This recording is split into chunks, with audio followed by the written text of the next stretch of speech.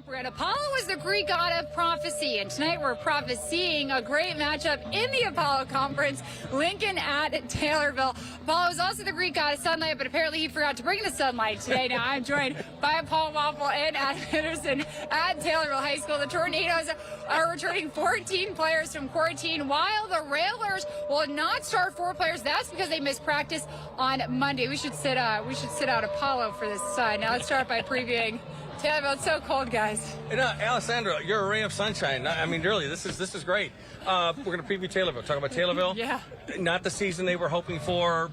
Last week, COVID game, 2-5. They've made the playoffs 7 years in a row. Had they made it this season, I guess there's still a slim chance. Maybe not. Adam will tell us. But 7 consecutive playoff appearances. If they made the playoffs this year, it'd be the 8th, be a school record for consecutive playoff appearances. Yeah, they're not completely out of the woods. They need a lot of help. The biggest thing they can do to help themselves is a win here tonight. Again, it hasn't been the season they hoped for. They've had some tough sledding. The Apollo Conference this year has been pretty good. It's been pretty evenly matched across every game, but having to miss last week, I think, kind of weighed hard on this whole community. You never want to miss a football game. Absolutely, and like you said, they are very, very into their football here, and they're going to have a tough matchup tonight. It probably will be a good game. Now, head coach Jeb Odom says that Lincoln's going to be a handful, and he says it's not like one specific thing that they're really good at. It's a few things that really will cause troubles tonight. Yeah, when we talked to Jeb Odom on the Zoom call a couple days ago or yesterday, he said he thinks this is the best Lincoln team he's seen in a long time. I don't think anybody would argue with that. 3-4, they lost a couple of close ones. This is a different Lincoln team, and their coach is really trying to change the culture, and boy, if they could make the playoffs, what a huge turn that would be. Yeah, and Jeb Odom is probably one of the best coaches here in the Central Illinois area. A Taylorville grad. He loves this program. He loves this community. So he's trying to get them back on track. You always want to end your season on a positive note. So winning here tonight, winning next week will do a lot still for their program, whether they make the playoffs or not. Well, like I said, head coach Jeb Odom says that Lincoln, they bring a few things to the game that are going to cause some troubles for Taylorville tonight. Lincoln's a handful. We've talked as a coaching staff. We think this is the best Lincoln team they've had in a long time. And they put pressure on you right now with the way they run their motion. The timing of their offense is a problem for us, and a problem for everybody. So you couple a very sound scheme with a quarterback that can throw the football and damage you there because he's doing all the little things right, coupled with the speed on the perimeter. They're tough to defend. Well, let's preview Lincoln now, the away team. Now, when we talk to Coach Silkowski, he says his offensive identity is really to run the ball, and it makes sense because they have 20 rushing touchdowns this season, 7 passing touchdowns. They both have over 1,000 yards for both pass and rush.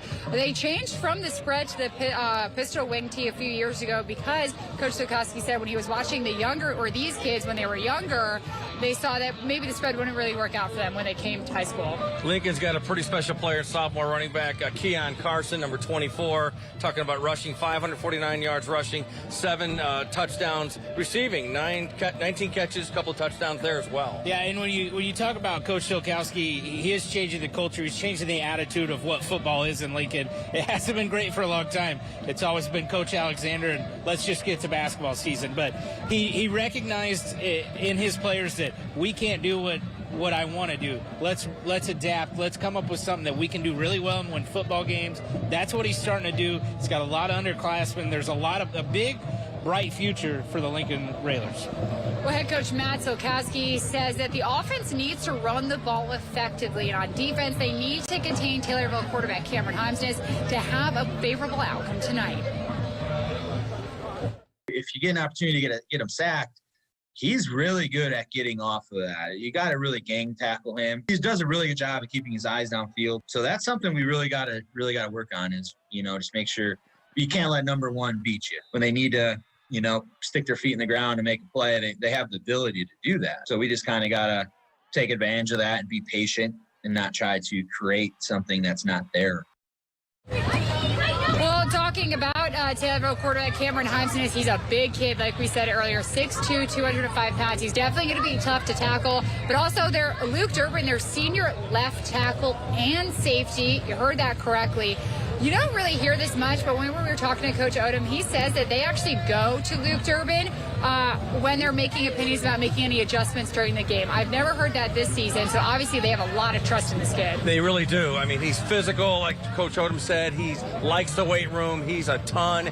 He is going to be a handful tonight, Adam. You know, for a high school coach to trust a senior on-field football player with making adjustments, that's a big leap, because as a player, sometimes at this age, you don't know how to articulate even what's going on the field.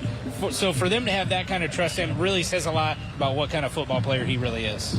Well, can Taylorville spoil Lincoln's playoff hopes? Senior quarterback Cameron Himesness and safety Luke Durbin are optimistic, but they know it's going to come with troubles tonight. They got some size up front for sure, and they have really fast corners. So it's going to be tough throwing the ball over them, and hopefully we can just run down their throats and pass if we need. I just got to make sure everybody's lined up in the correct spots and just put us in the right spot to get things done. I think they're a pretty good team, one of the best Lincoln teams they've had in a few years, but just like every other team, they're definitely beatable. Well, the main factor for Lincoln's offense is actually a 15-year-old Keon Carson. He's a smaller kid, but he is very, very fast, and he can really make you miss if you don't really watch him. Like I said, he's kind of small, but also their inside linebacker, Peyton Johnson, he's really the key to their defense, making sure that everyone lines up correctly. He's a junior, 60 tackles, plays smart, reacts well. Lincoln coach Mike Sikowski loves him. It's Matt, but I won't tell sorry. I just like to prove you wrong sometimes. If you go back to Keon Carson, you talk about he's small. With the offense that they run, there's a lot of motion, a lot of double handoff, stuff like that, so it's very deceptive. With his body type and the way he runs, he can hide behind and get behind defenses very quickly. He will be a key tonight, as it has been raining here since this preview show started. Yeah. Well, at 6'2", 205 pounds, Taylorville quarterback Cameron Himesness is a tall task to tackle because of his size and athleticism. Now, the Railers have been diligently practicing this week to make sure that they can contain him. We've been really trying to focus on stopping their quarterback and his throwing ability, his running ability, everything like that. So we've just been working pretty hard to just stop him mostly, and then hopefully everything else falls into place. I think we'll be ready. I've been watching film on them all week. They have a pretty solid team. Their quarterback's their main player that we've been focusing on, and our plan is, like, if we can stop him, we should be in pretty good hands. Well, when we come back, I stopped by Lincoln High School to speak with head coach Matt Silkowski in our Friday Night Rallies feature. But before we go to break, Sarah Converse, I hope you have some good news for us. We end out the work week on a cloudy note as our cold front continues to pull out of the region. But will these dark clouds bring us rain chances for those high school football games across central Illinois? Well, stay with us. I'll have the answer to that question as I track out the remaining rain showers in central Illinois. More details coming up.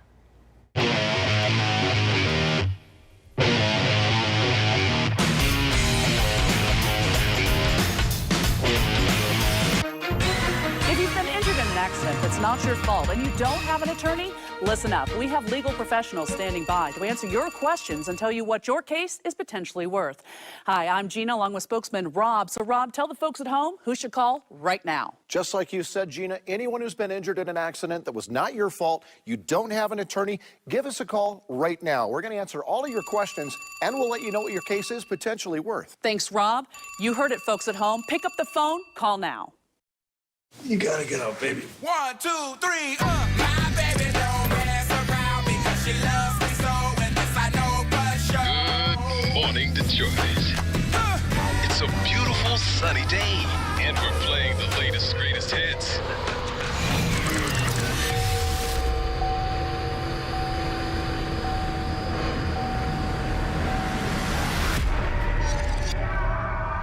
What is this? What's happening? You've been missing for 16 years. Mom? Thousands of people just showed up. They continue to hold us as prisoners. What if it is something alien? We haven't done anything wrong.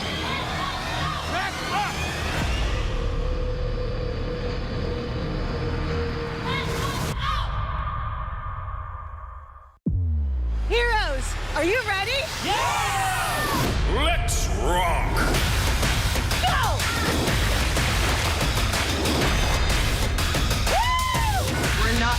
to mess around. We came to run Olmec's temple. This is so intense, I can't stand it. Olmec, coming for you. Legends of the Hidden Temple, Sunday at 7 on CW23. Hi, folks, we're back, and we're here to remind you if you've been injured in an accident that's not your fault and you don't have an attorney, listen up. We have legal professionals standing by to tell you how much money you can get for your accident and how quickly. Hello, I'm Gina, along with spokesperson Rob. Rob, tell the folks at home who should call right now. Just like you said, Gina, anyone who's been injured in an accident that was not your fault, you don't have an attorney, give us a call right now, and we'll let you know how much money you can get for your accident. Thanks, Rob. Call now.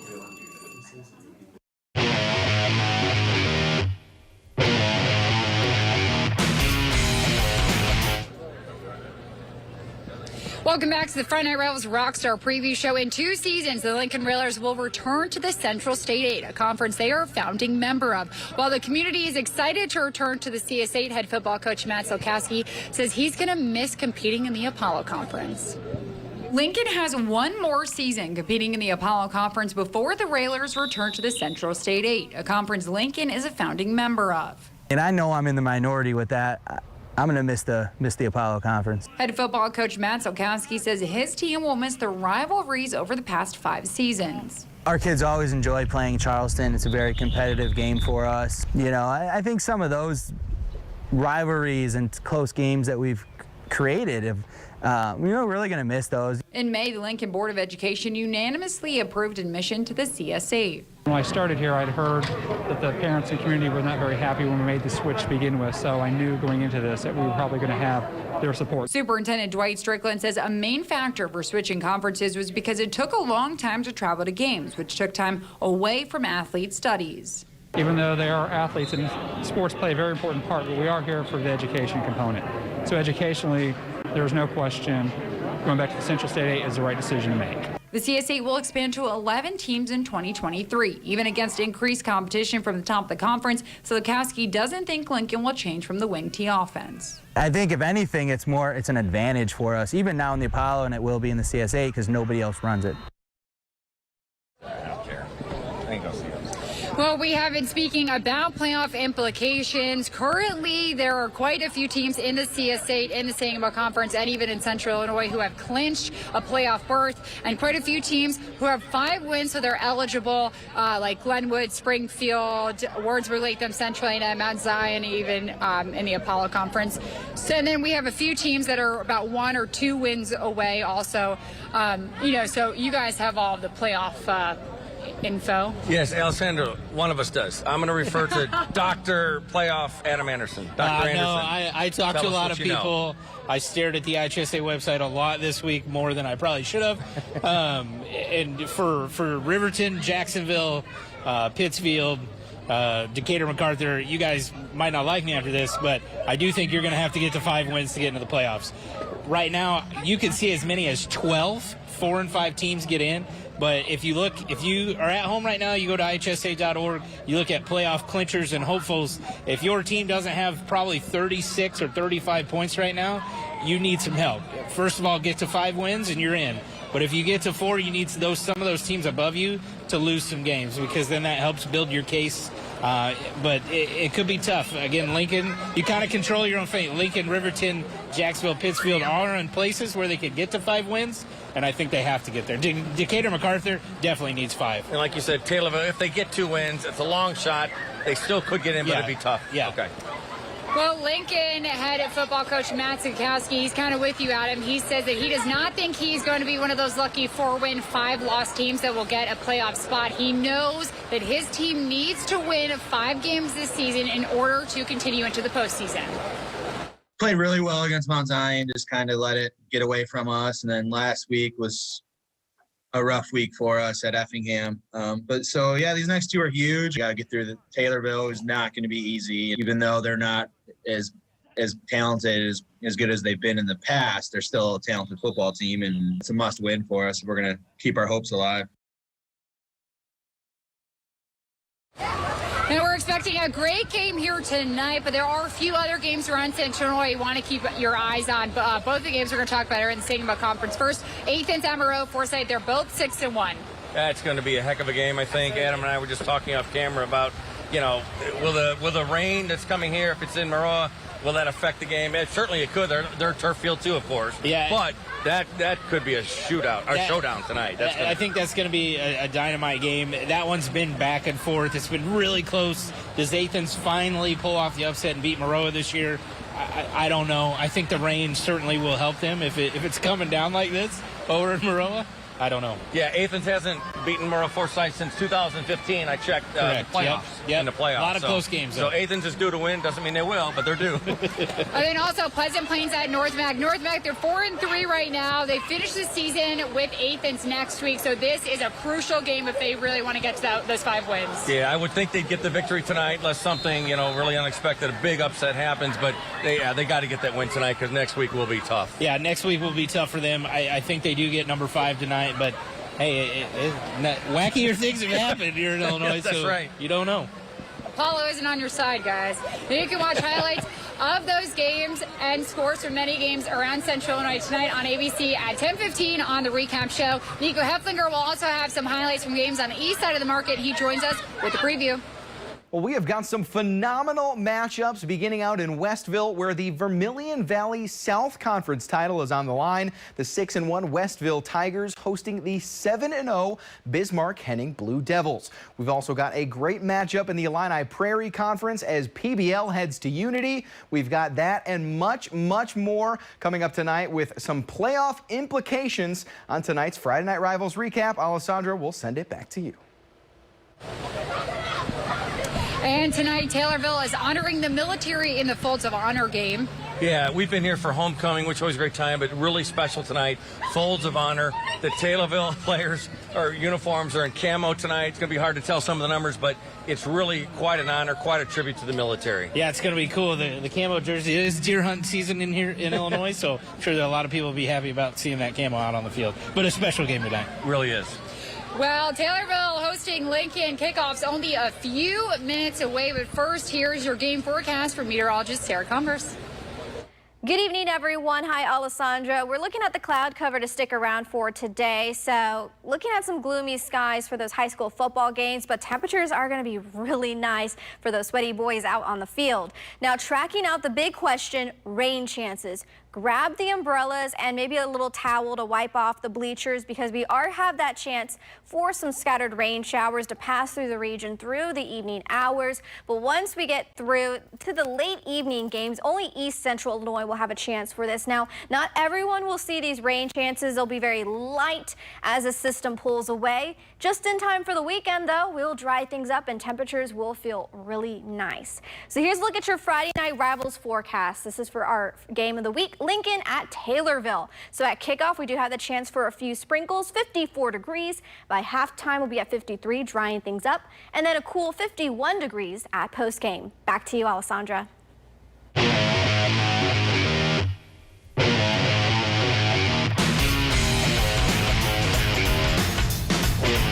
This Sunday.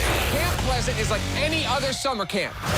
But someone wants to kill you. In a game full of backstabbers. It's either them or me. One is a killer. Do you guys mind the sight of blood? Killer Camp. Sunday at 8 on CW23. Sunday on Fox, an iconic rivalry is ready for its next chapter as Aaron Rodgers leads the pack. What a catch! In a huge showdown against Justin Fields and the Bears. Or Kyler Murray and the undefeated Cardinals look to continue their historic start. Touchdown! As they take on Baker Mayfield and the Browns. Wow! Fox is football. Sunday on Fox, Illinois. Let's do this. One last time. Bringing them back. I said, do y'all want to have some fun? Oh, this looks like a party. What year is it? It's 2021. It's 2021, Chad. Haven't you heard? He's Crenshaw's All-American. Time to turn up. Time to be powerful. I got faster. What the hell is that? I have a bad feeling about this. I'm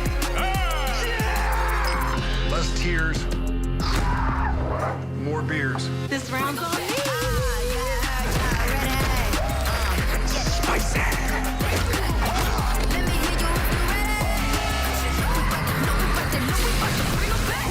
What did I miss? Jay Leno. These French guys are smooth, aren't they? I do declare, Mr. Henry. And Kevin Eubanks. But I'll tell you what, Kevin's going to give you $100, right, Kev? Bring their own twist. Get out of here, really? No, you get out of here. To a TV classic. Let's play You Bet Your Life. If I come home broke, my wife gonna kill me. It's all fun and games. You Bet Your Life, weeknights at 6 on CW23. This comic is infectious. And any other year, that would be a compliment. Howie Mandel and friends, Don't Sneeze on Me. Special presentation this Monday at 8, 7 Central.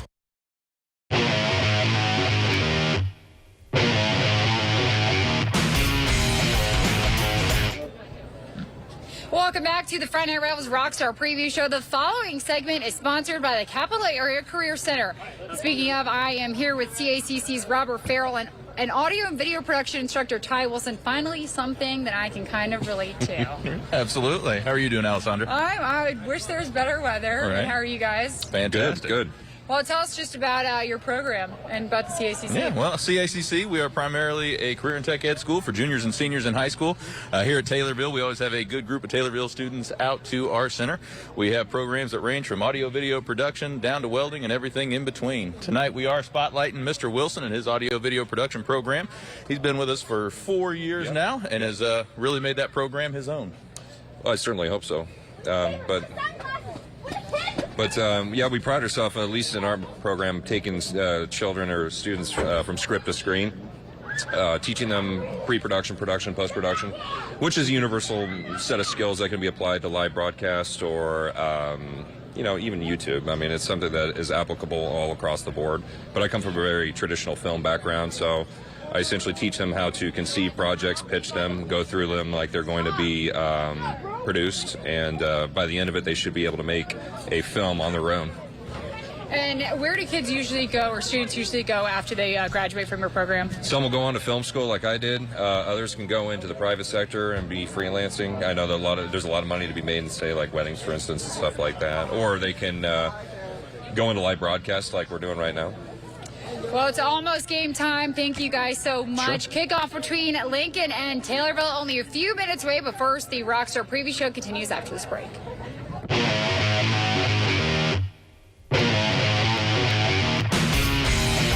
Get ready for this week's matchup. The Lincoln Rail Splitters take on the Taylorville Tornadoes. CEFCU Friday Night Rivals, presented by HSHS St. John's Hospital. Watch each week as the area's best high schools take to the field and battle for victory, pride, determination, and the will to win. Experience it all live this Friday at 7 on CW23. CEFCU Friday Night Rivals, presented by HSHS St. John's Hospital. Senior year wasn't supposed to go like this. I moved back here, got named an All-American, and I got the girl. And then, what's going on? It's cool. Mo had a gun. I don't know. Maybe people like us ain't supposed to have it all. You tried to hold me down, so I became a soldier. I can't leave the people I have left. You were way too smart to throw away a scholarship. There's no way Coop would let you sit aside your dreams. She ain't here to say it, so I'm gonna say it for her. I ain't going. I don't know, maybe there's something out there that scares you. At some point, I gotta take a leap and find out, right? I'll show you what I made of. We missing a member of this family who's dealing with a tragedy. That man carried us here damn near on his back. Spencer is my friend. We still have a championship game to win. You're giving me everything. Finish it. It's keeping me alive. Start Saturday strong with Texas Oklahoma State. This Big Noon Saturday on Fox. It all starts at 10 Eastern with the Big Noon Kickoff pregame crew. And look at him go! Then all aboard the Bashan Robinson Express as the Heisman hopeful leads the Longhorns into battle with the undefeated number 12 Colts. America's best pregame, America's best announcers, America's biggest game. Saturday on Fox, Illinois. Mom and Dad, you must be so proud. We're proud of all of our children. She has to say that. Father wears his Sunday best. Oh! Mother's tired, she needs a rest. The kids are playing upstairs. Sister's sighing in her sleep. Brother's got to Bazinga, bazinga, bazinga. Ah!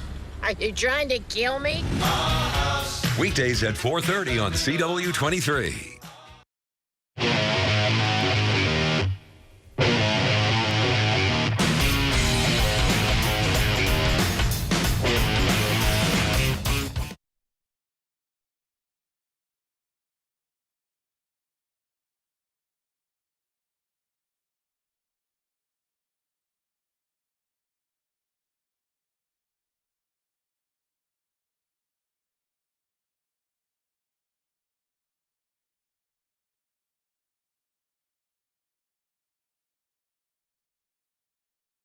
Rockstar preview show. I'm joined by our last member of our broadcast team, Matt Roy, who was a high school football player. We have terrible conditions tonight. I'm not in favor of it. But like I said, because you were a high school football player, how different is it when you're playing under the rain and the cold that we have tonight? Well, it helps a lot that they actually have turf on this field. The turf is going to help because you don't have the mushy conditions like we had in Clinton last week, where it was fresh grass, but you had like divots and it was mushy and it kind of stunk.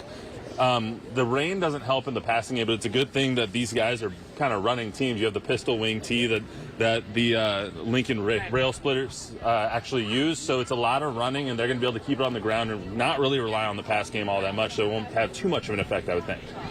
And speaking of the pass game, you know, Cameron Heimsness, the Taylorville quarterback, he does like to pass. They're both really more of a run type of offense, but passing the ball, catching it while it's so wet, will gloves really help these kids tonight? Honestly, the gloves don't help that much. Whenever it was raining, I always like to take the gloves off because you actually have a natural tackiness on your hands when it's wet. That's why you see a lot of quarterbacks lick their fingers first, too. They have a little bit of stickiness on their fingertips.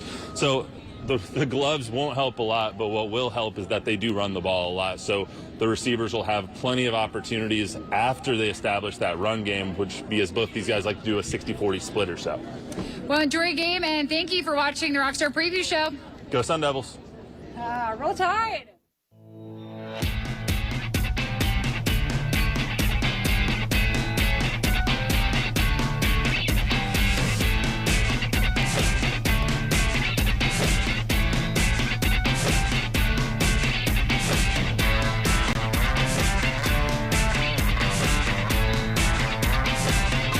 This Sunday, catch a new episode of Legends of the Hidden Temple at 8, 7 Central. This Wednesday, don't miss a new episode of Batwoman at 9, 8 Central. As if you needed any more reason to come to Green Hyundai. Now, no payments till Christmas. And this guy knows Green Hyundai was voted the best place to get your car serviced. People are coming out of the woodwork and the ground to take advantage of 0% on all used cars and trucks. No payments till Christmas or 0% at Green Hyundai Dirksen Parkway or White Oaks Mall. I think I got the wrong holiday. Organic farming tries to use as little herbicide or pesticide or outside sources as they can. They try and stay all natural, where in conventional we will use pesticides or herbicides to control weeds or insects to help grow our crops. There's no scientific data that shows that one is better than the other. We're eating the very same food that everybody else eats. I would not produce anything that I would not feel comfortable feeding to my own children and my own family, my own friends. I'm nervous because you never know how the kids are going to receive a new person in the classroom. In the education program, they give us a lot of opportunities to observe in classrooms. I would say the most challenging thing for me is managing an entire class of 3 to 5-year-old kids. Watching them learn is a really cool experience. It's worth it just to see at least one kid learn something and really see that idea pop in their head. Good morning, Prairie Room. Good morning, Miss Liberty.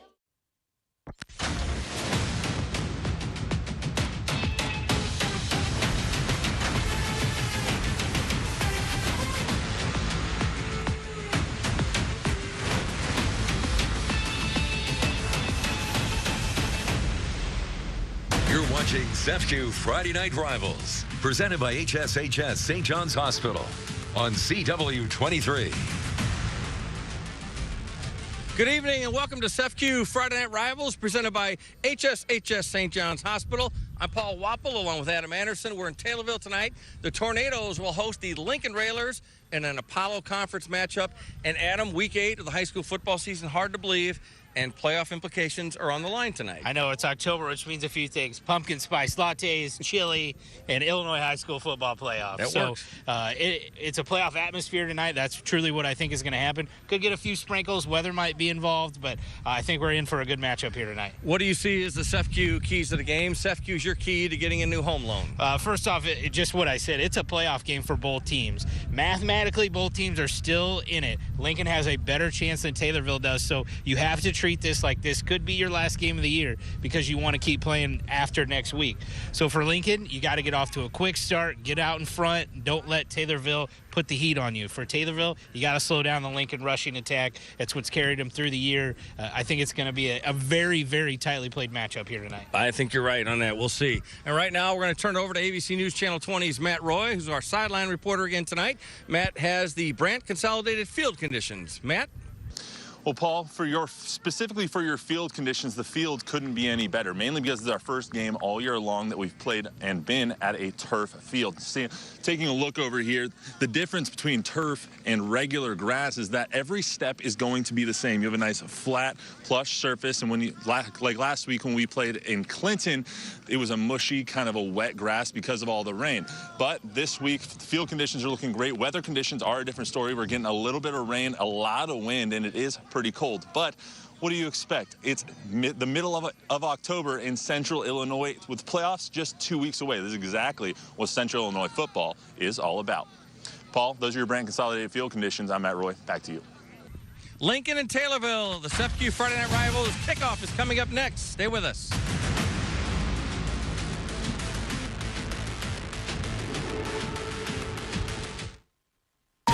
It's Coop. Who shot her? Oh, no. Maybe people like us ain't supposed to have it all.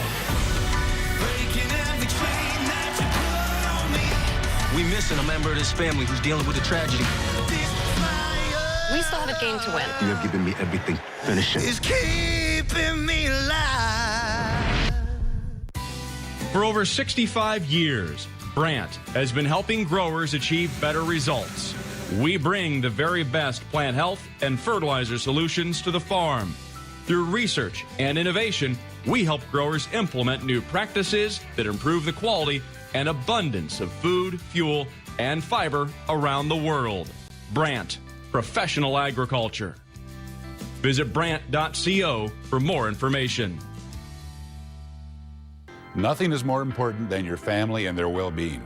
You can protect your family, home, and valuables for as little as $95 with our Young Security, local and professionally installed Attack Pack home security system. It includes local monitoring for 24-hour protection against break-ins, fire, carbon monoxide, or gas leaks, even sump pump failure. Call 744-9000 for more information. At Young Security, we provide you with peace of mind.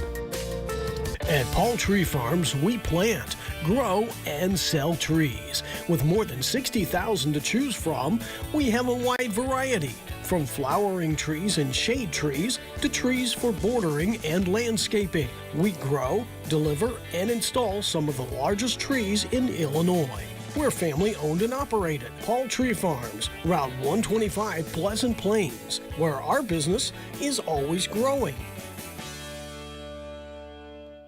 Let's rock! Oh, Mac, coming for you. Legends of the Hidden Temple, Sunday at 7 on CW23.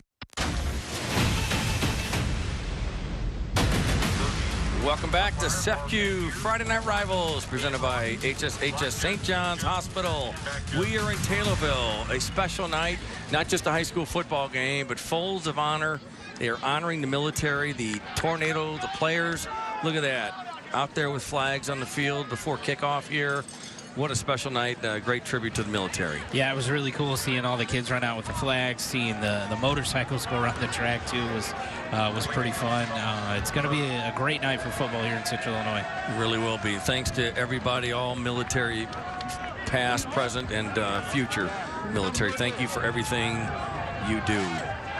And we've got a good game, we think, coming up here tonight. Look at that. The crowd's out. Little chilly, but hey, it's week 8 and it's fall. It's high school football and playoff implications on the line here tonight. Doesn't get much better, Adam. No, I mean, really, you think about this first Friday night where we've had to have some kind of jacket or anything like that. So we've been a little spoiled, but I'm okay with it. I love the fall feel. You know when it starts to get a little bit colder that the games get a little bit more important, and we've got an important one here tonight. That's exactly right. And Lincoln will kick off to Taylorville, as you will see again the Taylorville Tornadoes in camo jerseys. Those are impressive. Really, really nice. Yeah, it looks good with the yellow pants too. I was unsure on how that was going to all come out, but it looks great. And the Railers will kick as we get underway here in Taylorville. The Railers and Tornadoes. And there's the kick down the middle, fielded at the 15, bobbled, now picked up 15 to the 20. And ball's loose. Ball's loose. It might be Lincoln football. Oh my goodness. No indication from the official just yet. So the rain stopped, but the ground's really wet. It's going to be Taylorville ball. Yeah. They got it back. Wow. All right, here's the replay. Look at this. They had him stopped, and then the ball just popped it out. Number 52 for Lincoln. That's Hayden Gellner. Stripped the ball. Wow. So the Tornadoes 1st and 10 as they start their first drive of the game. Actually, no. I think while we were looking at the replay, They changed it. It is going to be Lincoln football. Correction, Lincoln football. So the Railers with a golden opportunity right out of the gate. This is the kind of start they need to take control of this game. Again, the rain stopped, but even with the turf field, it is going to be wet. It's going to, the footing will play a key into this game. 1st and 10 from the 27. There's the handoff to Keon Carson. He's a sophomore, and he's a good one. Elijah Police, the senior, 6'2", 180, is the quarterback for the Railers, who enter this game 3-4, and they are hoping to win tonight and next week and make it to the playoffs for the first time since 1984. Yeah, it's been a long time. That's a great year. I was also born in 1984. I'm sure the community of Lincoln doesn't want to, dwell on that date. They've gotten better. Again, Coach Odom said this is probably the best Lincoln football team he's seen. 2nd and 8. Carson again, left side, goes wide, down the sidelines and out of bounds. They bring up 3rd down. And we'll be talking about Carson, I think, a lot, Adam. 5'4", 135 pounds, but he can run. Yeah, he doesn't carry a big weight, big size, but he's going to carry a big punch tonight. He's done it all year for the Lincoln Railers. They need a great game out of him to get a W here tonight. It'll be interesting to see what they do against this Taylorville defense, a defense that is really, it describes itself as a bend, don't break. They don't give up a lot of big plays. So if Lincoln can hit a few, it'll be a big win for them tonight. 3rd and 5 from the 22, and there's a handoff up the middle to Tate Johnson, and he is short of the 1st down. Now, interesting to see. I'm going to guess the Railers will go for it as we take a look at the East Bay starting lineups for tonight's game. And here's the Lincoln offense led by Elijah Police, the quarterback. Tate Johnson, just a freshman too. But yeah, offensive state on the field. Even tonight, I don't think you're going to see a lot of field goal opportunities or even extra points. Coach Stokowski wants to go for 2. It's kind of a philosophy change that they've had mid-year. 4th and 2 for Police and Lincoln. And there's the handoff and a 1st down. I think they got it. Did they? Yes, yeah. They got it. And they'll move the chains, and that's a Sangamon County 1st down. Sangamon County celebrating 200 years. Sangamon County is one of our 1st down sponsors this season on Friday Night Rivals. So 1st and 10, they move the chains. Yeah, great 4th down play. Again, you're going to see a lot of motion, a lot of deception, different handoffs, counters, stuff like that, out of a more of a up-tempo formation. But it's what Lincoln needs to do to be successful here tonight. As you see the East Bay starting lineups for Taylorville's defense, as the Railers keep it on the ground from 1st and 10 from the 16 there. Carson again with the carry for Lincoln. And we talked about it, Adam, on the preview show. And Jeb Odom, the Taylorville coach, said this is probably the best Lincoln team he has seen in a long time, and I don't think anybody would argue with that. Yeah, no, a lot of upward trajectory here for the Lincoln Railers. They got a lot of very, very good underclassmen that are playing here tonight and are going to be really key for Lincoln as they move into the next few years. On 2nd and 6 from the 12, Police throws it incomplete at the 2. Intended receiver was number 13, and they just could not get it to work that time. So Isaac Decker, the intended receiver. Yeah, Police had him open early and then had to come back to it again. It is wet, it is cold. That makes it a little bit harder to catch the football, but I think Police knows he missed one right there because he had an open Decker down the field. 3rd and 6 now from the 12. And the Railers can run it. They can pass it as well, but they like to run. See what they do here on 3rd down. Police hands off to Carson. Left side. Gets a couple on the play. Yeah, not much there. Great job up front by the Taylorville Tornadoes to really stop that one before it got going. You're seeing a lot of late motions, and that's what they want to do to get Carson kind of moving forward. But they're really keen on him now. Look for a counter, a play-action pass off of a fake handoff to Carson to really see what's open. Adam Lincoln's offensive line big. 300 pounds. They have a 280, 260, 200. They've got some big players up front. The biggest thing that I noticed, they're only starting 3 seniors. On 4th and 5, Police back to throw. Does throw complete to Decker, and he is in for the touchdown. And that's a Young Security touchdown, our sponsor this year for touchdowns. It means a $50 donation to this week's charity, and that is the First Step Women's Center. You know, Police missed Decker 2 plays ago and then comes right back to him. He makes one move and dips there into the end zone. Great 4th down call by Lincoln to get the ball out of Police's hands and out to the outside, and Decker did the rest. Isaac Decker was 6. Now, you talked about it. The Railers will go for 2 points probably all night. That's what they do. They've been very successful, maybe missed a couple. Let's see if they can convert it here. Back to throw. Police fires it incomplete. So the conversion fails, but Lincoln leads Taylorville here with 8:36 to go in the first quarter. 6-0. We'll take a break. We'll be back. You're watching SEFCU Friday Night Rivals on CW23. Stay with us.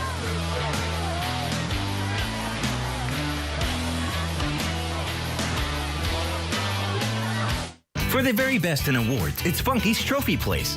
Funky's has provided the community with quality trophies, medals, ribbons, and specialty engraving for over 20 years. For sports, corporate, or commemorative awards and specialty items, visit funkystrophy.com. I'd like to welcome you to the Green Certified West opening ceremony. Man, these salesmen just keep getting weirder.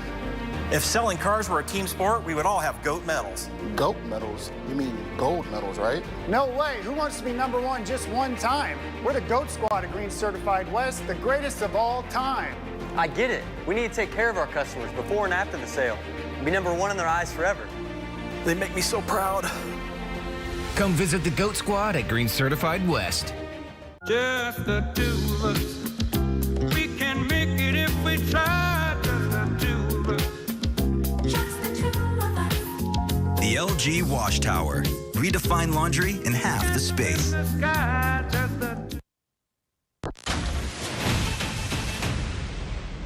Welcome back to SEFCU Friday Night Rivals, presented by THS St. John's Hospital.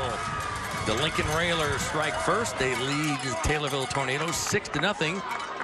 After the touchdown, they did not make the 2-point conversion. The Railers did not, but they lead 6-0 here on Folds of Honor night tonight in Taylorville. And Lincoln took advantage of that turnover, obviously, Adam. And yeah, momentum is all on that sideline of the Lincoln Railers right now. And from the 15, 20 to the 30, 32, 33-yard line, and pretty good field position this time for the Tornadoes in the camo, and that's Colin Albright, 5'8", 140-pound junior with the return. Yeah, you know, that's a big return for him. He fumbled on the last one, but he, you know, didn't hesitate at all to catch that football, put his head down and get upfield, and good starting field position here for the Taylorville Tornadoes. Cameron Heimsness, sophomore quarterback for the Tornadoes. A lot of really good underclassmen on the field here tonight. And let's see, they've got a official timeout or something. They need to, got to get the right football in. That's important. So, 8:31 to go, opening quarter. Got it. So the rain has stopped here, but the field, turf fields are nice because you can always play, but it does hold water. It gets a little slick. The footing still is kind of tough. The ball won't get as wet if it were sitting in grass, but it's not like it's just perfect out there. It's a lot better, though. 1st and 10 from the 32. Heimsness looks to throw. A lot of time. Hung up there for a while. Incomplete.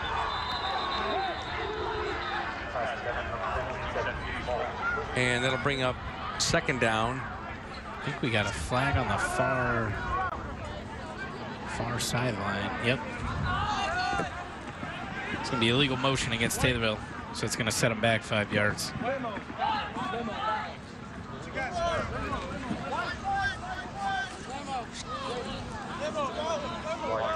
The right side was in motion before the snap against the offense. Penalties refused. 2nd down. So 2nd down and 10 from the 32 for Taylorville. Heimsness pitches wide. Gain of a few on the play there. How about those camo uniforms? That's Seth Hughes with the run there. And take a look at these base starting lineups for the Taylorville offense. And it all starts with number 6 back there, Cameron Heimsness. Keep an eye on him running the ball, throwing the ball. He had a ton of time there on 1st down. He was trying to deliver it. Everybody was going one way. Hughes came out of the backfield. They were trying to leak it over to him. And then a big option play there on 2nd down. Let's see what happens. Third and 8 start. They go to the air. Nobody near there except a railer. And it's out of bounds. So incomplete. Brings up 4th and long. Punting situation for the Tornadoes. Talking to his receiver on the far side, Jaden Maton. I think there was a lot of miscommunication there. Either Cameron got the play or Maton got the route wrong, but he cut inside and Heimsness put it on the outside. That brings up 4th down. So 4th and 8. Ball on the 34.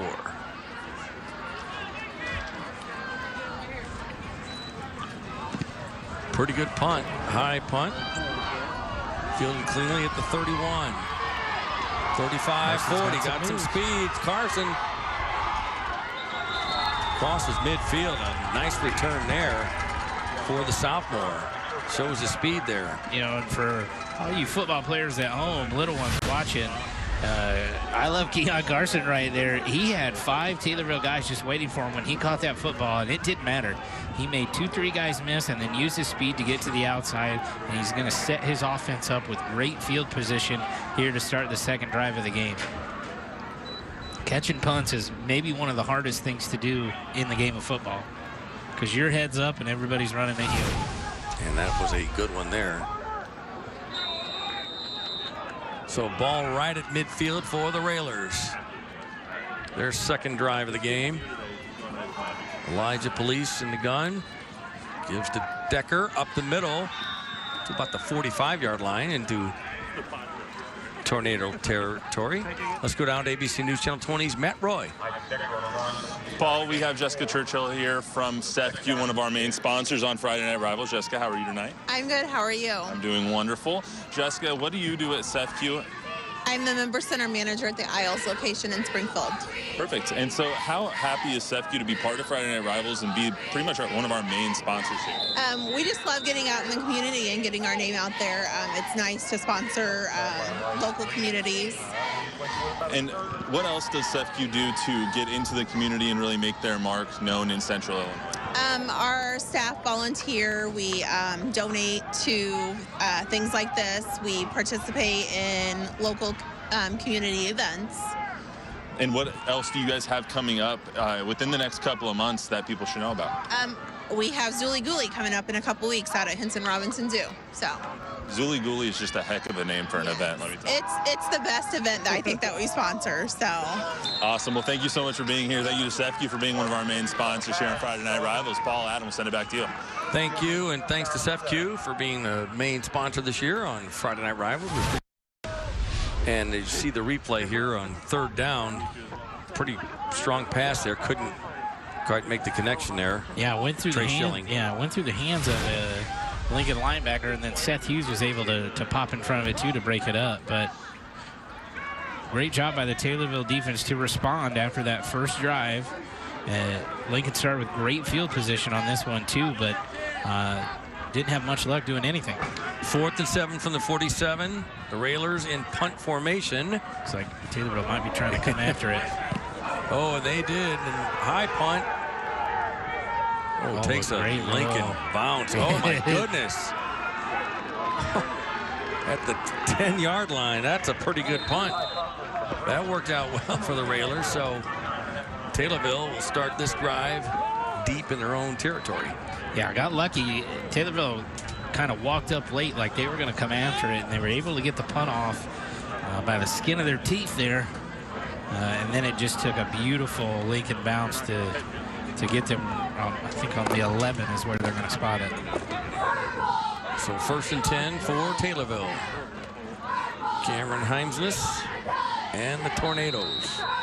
We're in the camo jerseys tonight. See what adjustments Coach Odom made for the offense here on their second drive. And there's a handoff, goes right side. Nothing doing there. On 1st down, Hughes, the junior, with the carry.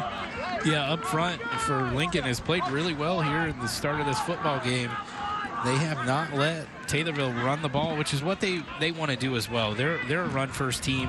You know, they want to run to set up the pass. Now, Heimsness can throw the football around the field, too, if given the opportunity. So Lincoln needs to be aware of where he's at all times. 2nd and 10. Heimsness, hands off. Oh, is it going to be a safety? I think they're going to mark it down on the one for forward progress, yeah. This is not how Taylorville wanted to start this football game, though. Big stop for the Railers. Here's the replay. Just coming off. Great job by number 12, Darren Stevens. Again, another sophomore for this Lincoln defense. Fought off his block and was able to take him down. So they're going to put him on the 3. Coach Odom's got to be very careful with what he calls here. Yes. On 3rd and 16, you got to get some breathing room for a punt on 4th down. Let's see what the Tornadoes do here. Heimsness in his own end zone. Back to throw. In trouble. Now rolls right. Got some time now. He's got a man open. open. To the 40. Comes back. Oh, he had it. Could not hang on to it. And he wants interference. He being Jaden Mayton, the senior, but no flag on the play. No, that was a well-timed ball. Again, it was Mayton was behind the Lincoln defense. Heimsness had to try to let it go to get it out, so he didn't get enough on it. Isaac Decker, if you take a look at the replay, got in there just in time to break that pass up. He was not there early. As much as Mayton wants to make that argument, I don't think he's going to get it. Keon Carson back at about the 40 to field this punt. The Tornadoes deep now, in their own territory. He's got to be aware. Okay, I think they're going to get a free 5 here. What I was going to say is Heimsness has got to be aware where that back line is so he does not move backwards and step out, because then that's 2 points for the Lincoln Railers. Has a pretty good shot at the flag up close and personal with the penalty flag. 4:33 to go, first quarter. Shout out to the entire SEFCU Friday Night Rivals crew here again tonight in Taylorville. We got dead ball, encroachment, defense, be a 5-yard penalty, still be 4th down. Well, that gives you a little bit of breather, and that's huge, that definitely isn't it? helps, 5 yards. Yeah. You know, people at home, people in the stands might not think, oh, well, it's still 4th down, but to move it out 5 yards is a big deal right here to help them get a little bit more breathing room in trying to kick this football. Heimsness back to punt. Ooh, gets the punt off. Pretty good kick, yeah, too. Very good kick. Oh, good tornado bounce, and that worked out well. 43-yard line is where the Railers will start their next offensive possession. So from just about the end zone, that's a heck of a punt. Yeah, and a left-footed punter. Bill Belichick would be very happy to see that. He loves the left-footed punters because he thinks the ball comes out differently. But great kick by Heimsness to really almost flip the field in a sense and give their defense a little bit better position here to start this drive. So 1st and 10 from the 43. Lincoln with the ball and the lead here in the first quarter. Folds of Honor night tonight in Taylorville. On first down and a whistle before we can get the play off.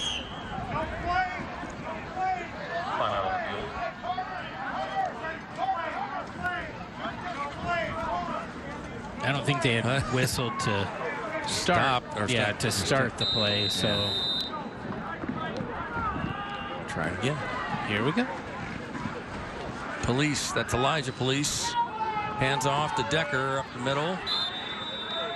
Gets out to the 47-yard line.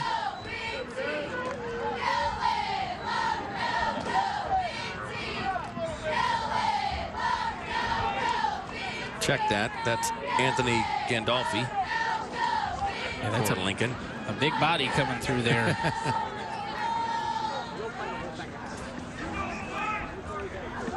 So 2nd and 7. 6 foot 180 is Gandolfi.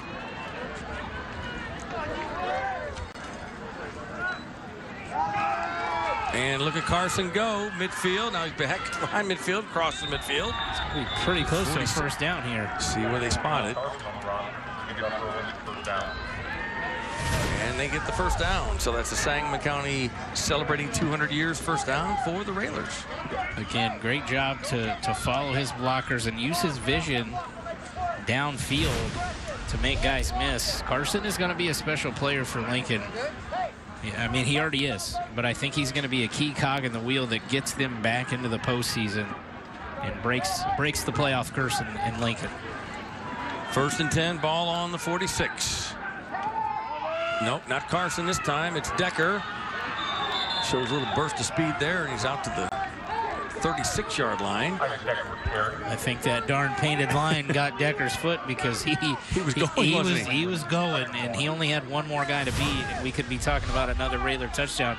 But just right there, just got caught up. Maybe a little too many turf pellets bunched up together there. But again, all eyes were on Carson, and that's what this offense does. It's built off of deception. It's very Athens-like, is you can't just focus on one guy. 2nd and 1 for Lincoln. Carson in motion. Back to throw. Police. Throws across the middle. Got a man. And he's go. I thought he had it. Boy. Let's see what they rule here. No, they're going to call it incomplete. Okay, they wanted to look at each other. It was in somebody's hands for a little while. I think they were trying to figure out who had it, if he actually had possession. If he didn't have possession, then that's a fumble football right there. So big break for Taylorville, because you check out the replay. Decker was open, and then they were. So in the replay, you can say he never really had possession of it. So great job by number 52 there, Luke Durbin, to break that up. 3rd and 1, first down this time, no doubt about it. Anthony Gandolfi, and look at the pile. Just about everybody on both teams was out there on that one. So that's another Sangamon County celebrating 200 years first down as they move the chains, the Railers do. Yeah, offensively, Lincoln is playing a very good ball game to start here. I thought one of the keys was for them, they needed to jump on Taylorville early and establish a lead. They did not want to get behind these Tornadoes. Taylorville is still going to be very dangerous as this game goes on. 1st and 10 from the 25. Carson gets the ball. Left side. Goes behind his blockers. Gets to the 19-yard line. Gets about 6, and that's a good first down, or good play on first down. Yeah, so that first down play, they packed everybody, and they wanted to get in a fight in a phone booth right there. They got everybody foot to foot on the line of scrimmage, except your running backs, and it's just going to look like a mass white bodies coming at you right here. 2nd and 4 from the 19. Delayed. Decker gets it. Close to the 15-yard line. Again, an inside counter. Just plays off of the sweep. Didn't get much. Great job to stay home for the Taylorville Tornadoes, because that can be a tough play with all the moving parts and stuff going on. 3rd and 1 from the 15. Railers behind that big offensive line. Keeps it himself, does Police, and he gets the first down. That's a Sangamon County celebrating 200 years first down for Lincoln. Again, great job. Just needed a yard. Easy enough just to take the snap and follow the big guys in front of you. 55 seconds to go in the first quarter. On a chilly night, but a gorgeous night overall here in Taylorville. Police under center in this one. Pitches back to Decker, who's got some room there. Finally brought down. He's hard to bring down. 5'10", 140. Plays bigger than that. What I love to see about that is after Police turned and pitched that ball, he became Decker's lead blocker. If you watch right here, and he actually threw a key block, boom, right there in front of him. Helped spring him another 2-3 yards.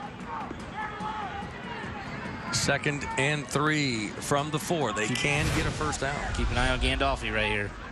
And Decker gets it. Oh, ball came loose. I think he was down to I think just he's short. Yeah. Just short. Thought he might have hit just short. But he did get a first down, though. They are going to give him the first down, but short of the end zone.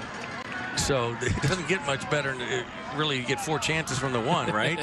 First and goal from the 1. That's a Sangamon County celebrating 200 years first down. That's the end of the first quarter here in Taylorville. And the Lincoln Railers looking for victory number 4 on the season. They lead Taylorville 6-0 on Folds of Honor night. And we're going to take a break. We'll be back with the second quarter in just a minute. You're watching CEFCU Friday Night Rivals here on CW 23. Stay with us.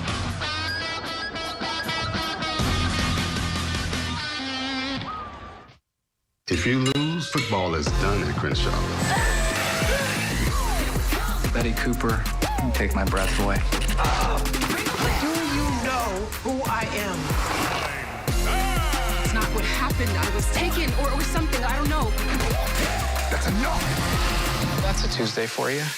Let Capital Area Career Center help guide you to a great career. CACC offers juniors and seniors hands-on training towards specialized skills. Talk to your high school counselor or call Capital Area Career Center today. CACC, your premier choice for career and technical education. The Jeep Adventure Days are going on now at Trinity Chrysler Dodge Jeep and Ram. Check out the all-new 2021 Jeep Grand Cherokee L. It's the all-new third-row Grand Cherokee, the hottest new Jeep to hit the road. Plus, Trinity has many new Jeeps and Rams arriving. Give us a call to secure yours today. Save big on a great selection of certified pre-owned Jeeps in stock. They all come with the best certified warranty plus 1.9% APR. Experience a new way to drive. Only at Trinity Chrysler Dodge Jeep and Ram in Taylorville. It's time to paint and redecorate. Come on in. And let's talk about what you have in mind. We have thousands of rich, beautiful colors to choose from and quality interior and exterior paints from PPG and Benjamin Moore. To help with your decorating vision, we have Mohawk carpet, Mannington vinyl, and Hunter Douglas blinds. When you're ready to paint or redecorate, come see us at Deller's on the corner of Laurel and MacArthur. Let Capital Area Career Center help guide you to a great career. CACC offers juniors and seniors hands-on training towards specialized skills. Talk to your high school counselor or call Capital Area Career Center today. CACC, your premier choice for career and technical education. This comics is infectious. And any other year, that would be a compliment. Howie Mandel and friends, Don't Sneeze on Me. Special presentation this Monday at 8, 7 Central. Welcome back to CEFCU Friday Night Rivals, presented by THS St. John's Hospital, Tornado Alley here in Taylorville. And the home team trails 6-0, and the Railers are threatening again at them with first and goal on the 1. They have 4 opportunities here to punch it in. Yeah, and again, they're right on the doorstep here of jumping out to a big lead, which is what they needed to do here tonight. Police under center goes quickly, and I believe he is in for the touchdown. So Lincoln increases its lead to 12-0. Great. After police keeps the... Just a great start for Lincoln and for Coach Stokowski to get his guys ready. He knows how important getting 4 wins is here tonight, going in to week 9 where they have to go down to Southern Illinois and play Troy Triad, a predominantly very, very successful program. So their work's going to be cut out for them, but they've looked impressive here tonight so far. They go for the 2-point conversion. The Railers do. There's the handoff, and the signal is good. He's in. So Anthony Gandolfi gets the 2-point conversion, and the Railers increase their lead to 14-0. We'll take a break. Back with more from Taylorville in just a minute.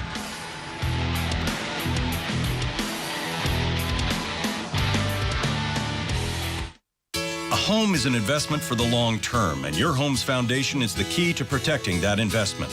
For wall cracks, settling, water problems, or an unsealed crawl space, call Woods Basement Systems for a solution that delivers comfort and security for years to come. As someone who resembles someone else, I appreciate that Liberty Mutual knows everyone's unique. That's why they customize your car insurance, so you only pay for what you need. I mean, just because you look like someone else doesn't mean you eat off the floor or yell at the vacuum or need flea medication. Oh, yeah, that's the spot. Only pay for what you need. Liberty, liberty, liberty, liberty. Get ready for this week's matchup. The Lincoln Rail Splitters take on the Taylorville Tornadoes.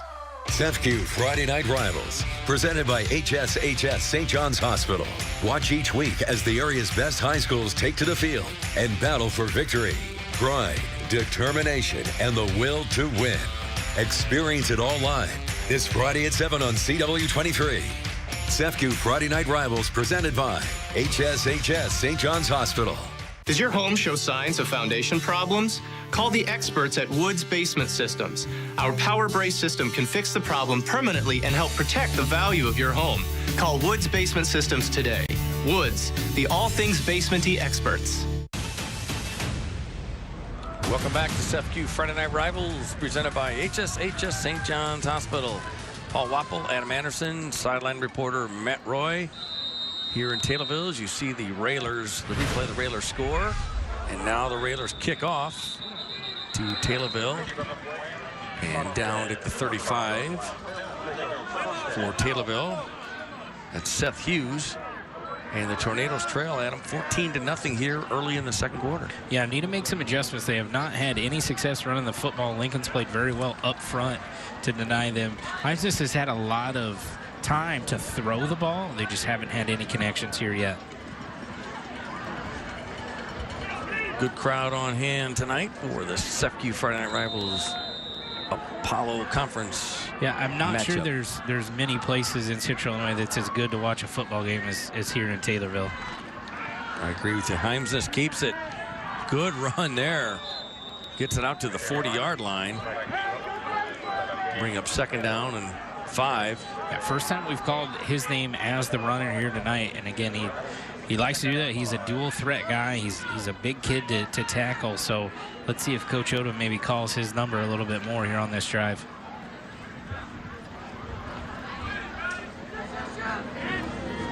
From their own 40.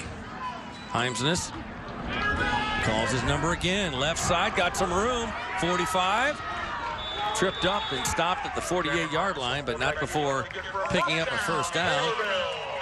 And that's a Hy-Vee first down. We want to thank Hy-Vee, one of our first down sponsors all season long. Again, just takes a little bit delay, lets the blocking set up in front of him, and then uses some speed that I didn't know he had. Turned on into another gear, and again, Keon Carson just was able to swipe his foot, or it would have been an even bigger play for the Tornadoes. Heimsness under center this time. 1st and 10 from the 48. There's the handoff. Gain of a couple on the play. Yeah, well, I'm going to give him about 2 there on just the simple dive there to the fullback. It's Carter Ostermeyer. Number 33. So now it's 2nd and 8. Back to throw. Heimsness. Tipped. Oh, picked off. Picked off by Decker at the 40. Still on his feet. 45. Gets to the 49-yard line. How about that? The tip pass. Isaac Decker comes up big for Lincoln. Yeah, that was going to be a tough catch. Himes just put that one into traffic. Again, tipped, and Decker was in the right place at the right time to take that one the other way. So the Railers, with another turnover, could capitalize on another turnover. They've got their second one of the night. Take a look. He was trying to come back. Again, not a whole lot of room there, and that would have been a tough catch. I think that was Jaden Maton that went up for that one. Great job by Lincoln to be in the right place at the right time. Police. Gage Rusher is actually the intended receiver. And Decker gets across midfield.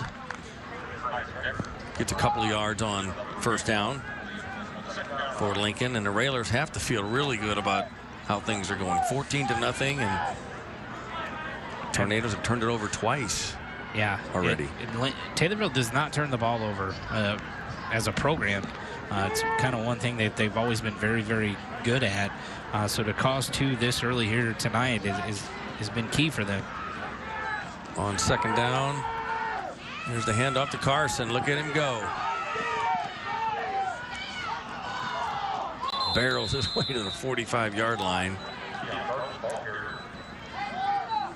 So it'll make it 3rd and about 4 for the Railers.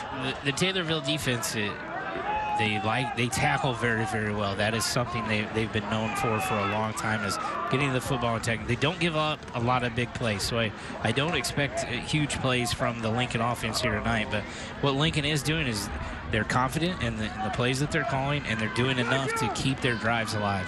3rd and 4. Give is to Decker up the middle. Actually, that's Gandolfi. And they move the chains. Oh, flag on the play. Hold on. Not yet. Came in late here. I'm guessing you're going to see a hold, but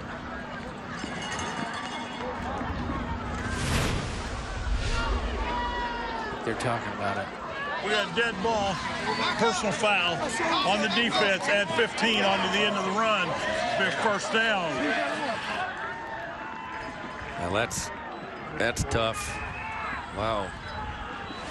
So take a look at the replay. It had to be on this side of the field, or hopefully see what if they came in late or what happened. I wasn't sure when the flag was thrown or where it came. It came from the side, so it was hard to tell there. I might have been away from the play. Well, 1st and 10 from the 16, and Gandolfi again up the middle, gets to the 10. Make it 2nd and 5, and the Railers threatening once again. Again, Gandolfi, that's a big body coming at you out of the backfield. That's got to be pretty tough to defend. If he can get his pads and low enough, that's a lot of momentum coming right at you. 6 foot, 180 pounds. Rock solid. 2nd and 5 from the 10.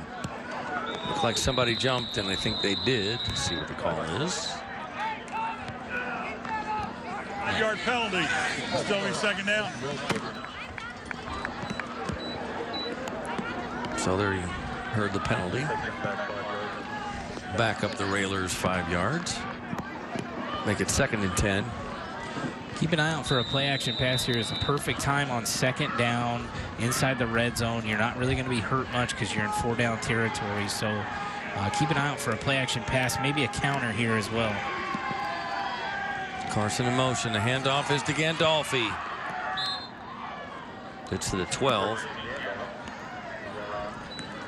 I'm not as good at guessing plays this week as I was last week. But again, with the success they've had running the football here tonight, I'm not surprised. But that was I think even now, too, is still a good time to throw the football. You need to get a 1st down, and you're in 4-down territory. We know they're not going to kick the field goal. I think probably everybody knows that at this point. So 3rd and 8 from the 13. Back to throw. Does throw and complete to Carson at the 7. Where is he? The 8-yard line? Yeah, they're going to mark him down about the 8-yard line, I think. So 4th down, and like you said, 4-down territory. No, actually, he's going to be on about the 9. So not a very favorable spot for the Railers, but they're going the right way. So 4th and 4, Adam, from the 9. You got a lot of options here. Carson's, you know, your big one. Gandolfi's not in. He's not in the backfield. He's split out. So, yep. And Carson gets it. Left side, trying to break that tackle. How about that? The Taylorville Tornado defense. Luke Durbin, the captain there. That's a great job. Gandolfi was split out as almost a receiver, a tight end type. Try to make a tough block there. Again, that's hard on your outside guys to hold up, knowing when Carson goes in motion, he's coming this way. So great job by the Taylorville defense to respond after that turnover and keep Lincoln out of the end zone. That's a big swing. Obviously, you're trailing 14-0, and the Railers are threatening, and so you get the ball on downs. Huge play for the Tornadoes. See if they can get something going here offensively on 1st and 10 from the 13. On the left side, look at this, got some room. Himes, look at him go. Breaks a tackle there out to the 42, 43-yard line. That'll get you fired up. And that's a big play there. That's a 1st down, a high-V 1st down. Yeah, just a simple ISO play there for Ostermeyer, and there was nobody close to him at the line of scrimmage, and he did a ton of damage there. That is the type of play Taylorville needed right now to inject some life back on their sideline. Carl Ostermeyer on that play. Tornadoes keep it on the ground again, trying to pound their way forward, and Ostermeyer again with the ball. Senior, 5'10", 175. Yeah, up front, Lincoln's done a good job up until that last play to Ostermeyer of really limiting what Taylorville's done on the ground. But hopefully this is going to breathe some life into the Tornadoes, and we're still in a close football game. 5:50 to go in the 2nd quarter. 2nd and 9, ball on the 43 from the gun. Keeps it himself, Himes does. Gets to the 46-yard line. Bring up 3rd and 6. We talked on the preview show, Adam, that Taylorville was trying to, I should say still is trying to make the playoffs for the 8th consecutive year. That would be a school record for consecutive playoff appearances. They made 7 in a row and down a little bit this year, but we'll see what happens if they win today. And yeah, they definitely need some help, but they could help themselves by getting a victory here tonight. That's first things first, right? As Himes looks to the sideline. Jeb Odom, the head coach, also the offensive coordinator. And they're going to talk about it, the Tornadoes are. And we're going to take a timeout as well. So we'll be back with more from Taylorville. You're watching SEPCU Friday Night Rivals here on CW23. Stay with us.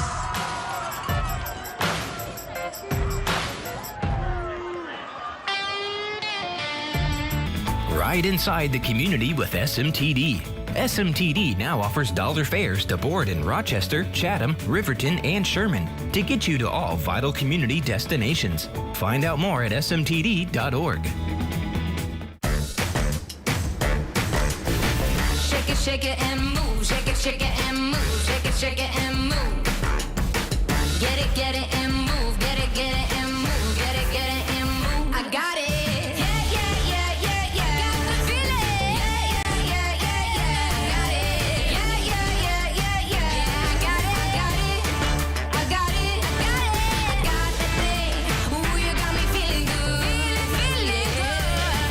In the United States alone, there are about $19.2 billion worth of crops that are pollinated annually by honeybees. They're facing challenges associated with overuse of pesticides, certain disease type states, and what we see is colony collapse disorder. Oh, look at that. Show the camera that. That is almost fully capped honey. Here at SIUE, students learn how to raise a healthy colony and better understand some of the problems bees face. Ride inside the community with SMTD. SMTD now offers dollar fares to board in Rochester, Chatham, Riverton, and Sherman to get you to all vital community destinations. Find out more at smtd.org. Welcome back to SEFCU Friday Night Rivals, presented by THS St. John's Hospital. 14-0. The Lincoln Railers lead Taylorville. The Tornadoes are driving right now, and look at that. Got the rain has returned here on Folds of Honor night. Yeah, it's not heavy, but it is steady, if that makes sense to I think it does make everybody sense. there here in Illinois. Okay, Lincoln did make an adjustment. I was about to say they have 2 receivers out here and only 1 defender. On 3rd and 5 from the gun, Heimsness throws way up in the air. Incomplete. Intended receiver Kobe Long. I thought that Long might have pushed off a little bit. Still didn't catch the ball, but yeah, I flag. thought Long kind of pushed, but I also think the Lincoln defender there kind of grabbed him a little bit early before that ball arrived. And both players are that was Scotty Batten on the defense, but both players are have the opportunity to control that area legally. So I don't know if either one of them did it, so maybe that's why that negated a call there. And let's go down to ABC News Channel 20's Matt Roy. Well, Paul, Adam, we have Brock Doherty here, the sophomore Tornado who had a devastating knee injury this year on August 30th. Brock, what happened?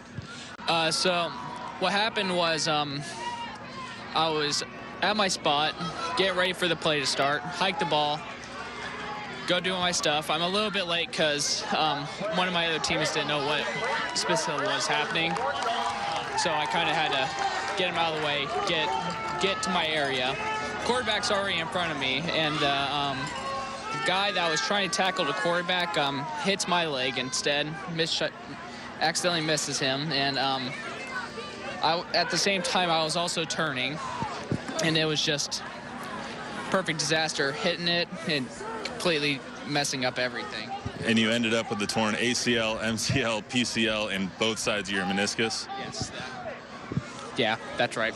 And so your mom was telling us that it's devastating to you because you now can't play contact sports the rest of your life. How does that make you feel? It's upsetting.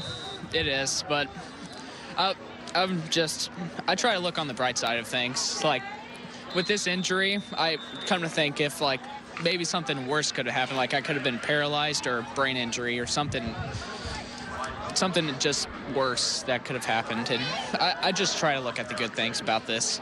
And Brock, lastly, we are out here in the rain, sadly, but you're still on the sidelines, you're still with your team. What does it mean for you that they're still embracing you and having you be part of this team as a sophomore? It really means a lot knowing that these fine gentlemen here are here just supporting their team. We're all just a big family.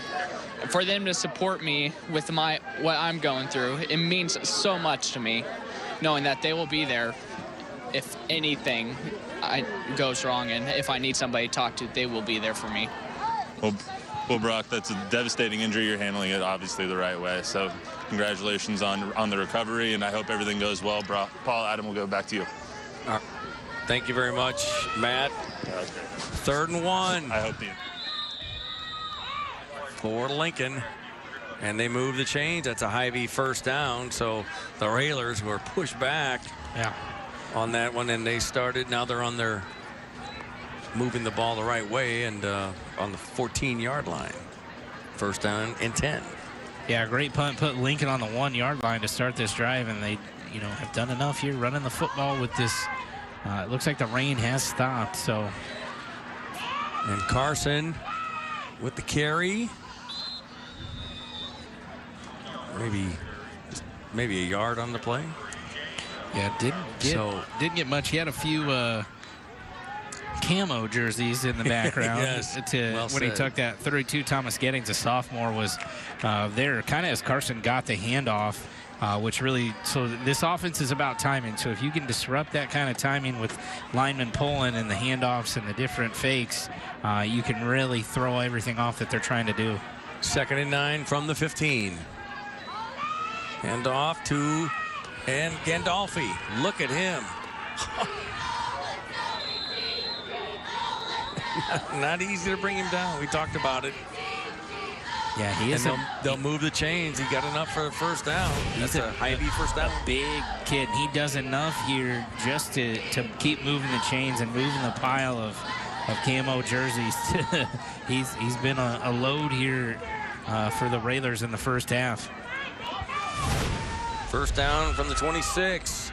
Gandolfi again to the 31. And back to the gentleman that Brock Doherty that Matt Roy was talking to. I met Brock's mom before the game tonight and was talking to her and that. And Brock was a heck of a wrestler and that. We wish him all the best and hope he has a great recovery and he'll do some great things. No doubt about it. Keep your head up. He's got one wide open. Look at that. Oh, my gosh. Cross midfield. They're not going to catch him. He's going to go. They did catch him. How about that? Seth Hughes had to turn on. He had to find an extra gear there, or they weren't going to catch him. Jaden Ledley, 6'2", 160 junior, and that's a Hy-Vee first down and then some. How about that pickup? You know, Ledley just got behind the defense. Again, a beautiful play-action pass, and you have to respect what they're doing running the football, and he was wide open. If, again, 14, Seth Hughes had to find an extra gear, Ledley was going to be in the end zone.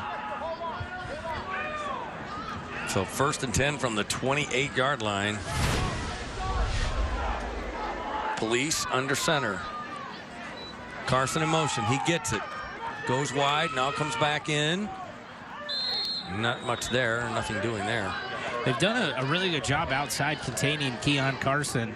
It's been right up the middle with Gandolfi is where the Lincoln Railers have hurt them ever since that first drive. The Railers quickly back to the line. Heimsness under center. Check that. Police, if I meant. Sorry. Decker with the carry inside a minute to go in the first half. Yeah, Lincoln's they have all 3 timeouts still, but I bet you see the tempo pick up a little bit. They want to get in the end zone before halftime gets here, and they'll also start with the football when we come back in the second half. The pitch back to Decker. He's going to throw it. He is. Got a man. Overthrew him. He was open. How about that little trickery? Didn't quite work, but it almost did. Jaden Ledley, who had that big catch just a few seconds ago, a few plays ago. Gage Rusher from the Tornadoes was right in Decker's face right here, so that kind of threw him off. He honestly, I think it caught him off guard when he pulled up to throw the football. Rusher didn't know what to do, but just out of reach there for Ledley again. So now you've got 4th down and 7. Surprised Coach Silkowski's not burning a timeout here to talk about it. This is a big 4th down play going into halftime. With 36 seconds left in the first half. Police looks left, throws left, tipped, intended receiver Decker. Good D by the Tornadoes. Saved a touchdown maybe, or a huge big gain there. Yeah, Jake McCall right there got his hand up to tip that one away. Again, he was behind the Taylorville Tornado defense. Good job up front to give Police enough time, but great job by McConnell to high point that football and knock it away and keep this game close. That's a big play. Just said the same thing, a big play for the Tornado defense. Keeps him in the game. You only have 31 seconds left in the second quarter. Now Taylorville with 3 timeouts left, all 3. See how they play it here. Heimsness. Couple of them in motion. Yeah, flipping the play to the other side of the field. Keep an eye on a run to the short side. And that's what happens here. A run, good cutback. Up to the 33-yard line is Seth Hughes. See if the Tornadoes call time. They do not. They let the clock run, but they hurry back to the line. So, see if they just keep it on the ground or 8 seconds. 7 better get it off. They better hurry up or they ain't gonna get a playoff. Heimsness fakes a short pass, has time. Gonna let it go. Left side. Oh, it almost picked off, but that's incomplete, and that's how the half ends. And the Lincoln Railers end the first half with a 14-0 lead over the Taylorville Tornadoes, and a good first half for the Railers. Yeah, great job. The end of the first half, those last two drives by Lincoln, they're inside the red zone and come up with no points. I think that is going to be a key to this football game going into the second half. Now, Lincoln will start with the football, but I think those two defensive stops inside the red zone could play a huge part as we move further into this game. And just halftime now. We're going to check in a second with ABC News Channel 20's Matt Roy. Matt? Paul, Adam, we got Coach Simulcast over here. Obviously, you guys are winning 14-0. Coach went right for you guys in the first half, and what do you guys have to keep going in the second half to pull off the victory? We run the ball, pretty effectively. A couple of mistakes there at the end, though. We were just trying to do too much there. Probably doing some things we shouldn't have been doing. But yeah, run the ball very well. We're happy for our line. Backs are doing a good job finishing runs. Defense is doing a really nice job.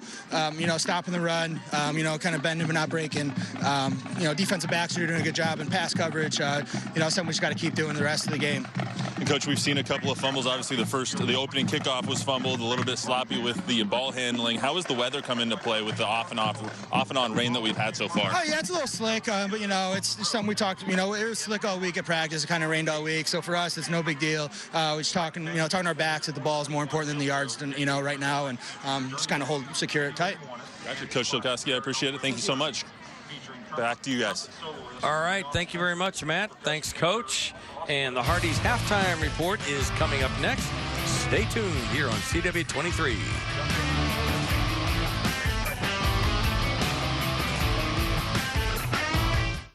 This Sunday. Camp Pleasant is like any other summer camp.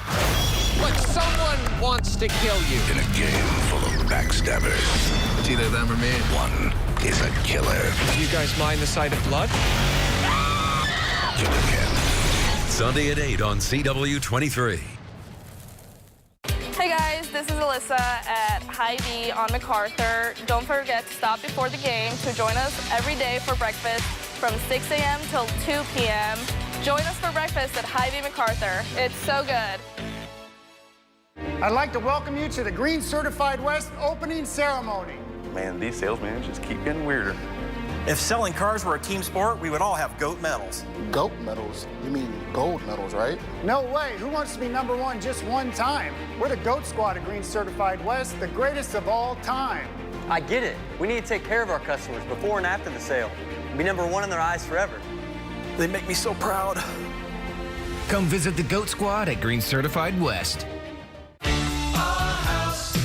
Mom and Dad, you must be so proud. We're proud of all of our children. She has to say that. Bazinga, bazinga, bazinga. Ah! Are you trying to kill me? Weekdays at 4:30 on CW23. At Paul Tree Farms, we plant, grow, and sell trees. With more than 60,000 to choose from, we have a wide variety, from flowering trees and shade trees to trees for bordering and landscaping. We grow, deliver, and install some of the largest trees in Illinois. We're family owned and operated. Paul Tree Farms, Route 125, Pleasant Plains, where our business is always growing. 2.5 Men, 5 nights a week. Watch the National Desk, America's News, now.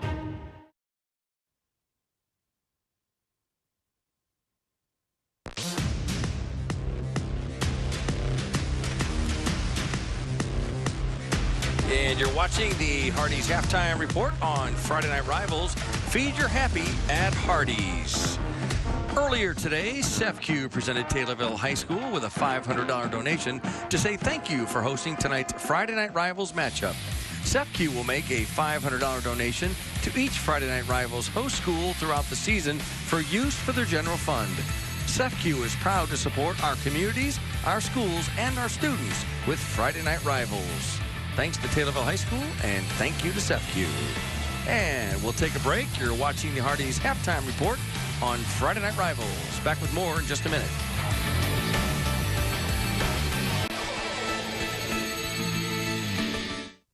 Ride inside the community with SMTD. SMTD now offers dollar fares to board in Rochester, Chatham, Riverton, and Sherman to get you to all vital community destinations. Find out more at smtd.org. Shake it and move, shake it and move, shake it and move. Get it and move, get it and move, get it and move. I got it.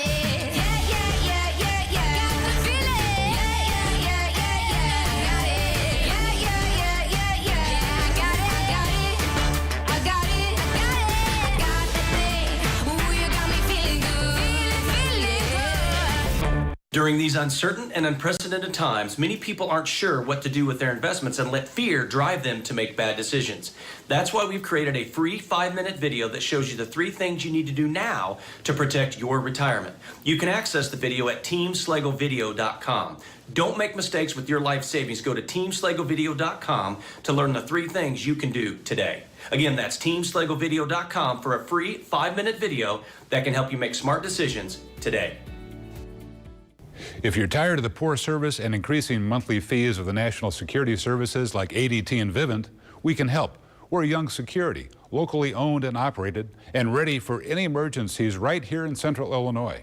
Give us a call at 744-9000 to make sure you have the proper protection for your home or business. We'll back it with better local service and do so for less. Visit our website or call us for a demo of Honeywell Total Connect. If you're serious about your security, you want Young Security Systems. Ride inside the community with SMTD. SMTD now offers dollar fares to board in Rochester, Chatham, Riverton, and Sherman to get you to all vital community destinations. Find out more at smtd.org.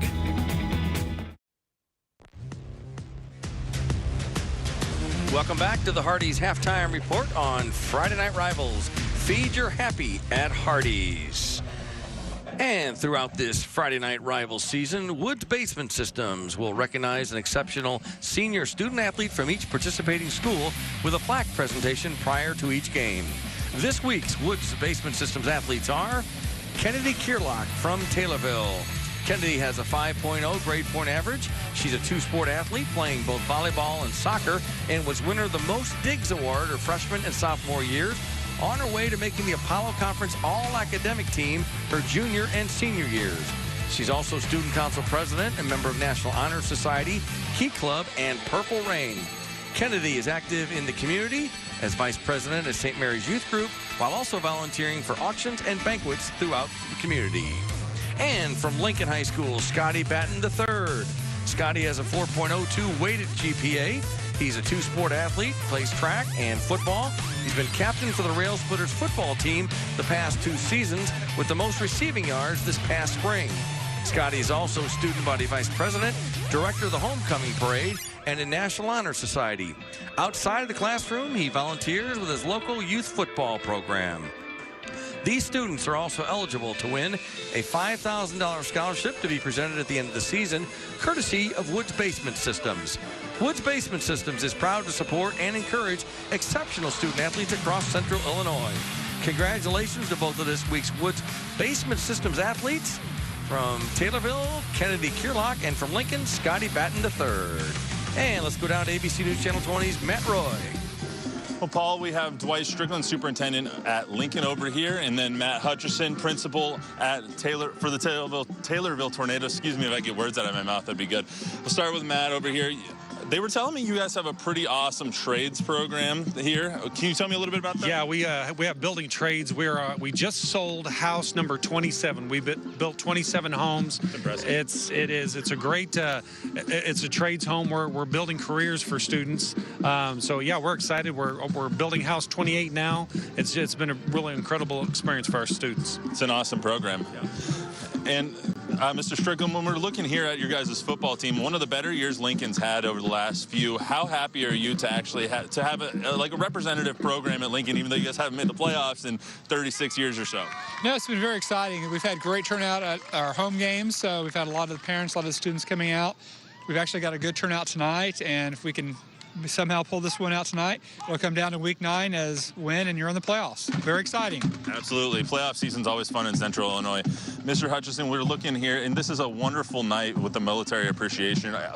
I was so shocked with all the flags when the players came out. How awesome and how cool is this every year to where you guys have the Military Appreciation Night and the Folds of Honor and all that stuff? This is our first year with Folds of Honor, a tremendous organization that's raising money for scholarships for students, working with them. We had the VFW riders out, kind of lead our team out tonight, motorcycle group. We had veterans come out, just a great way to honor our country and honor our veterans. Absolutely. And looking at this, when you guys come in for the Folds of Honor for the Military Appreciation Night, how is it to compete on a night like this where you have all the military appreciation and going forward for you guys? Oh, no, this is great. We did ours at the beginning of the year, so it's nice being on the other side as a visiting team. And so our kids really love it because at our home games, they always chant USA, USA. So it's just that good camaraderie. It's just great to see it here also. All right, well, let's have a heck of a second half, guys. Thank you for joining me here. Paul, Adam, I'll send it back to you. Thanks, Dwayne. All right, thank you very much, and great to be a part of Folds of Honor tonight. We'll take a break. You're watching the Hardee's Halftime Report on Friday Night Rivals. Back with more from Taylorville in just a minute.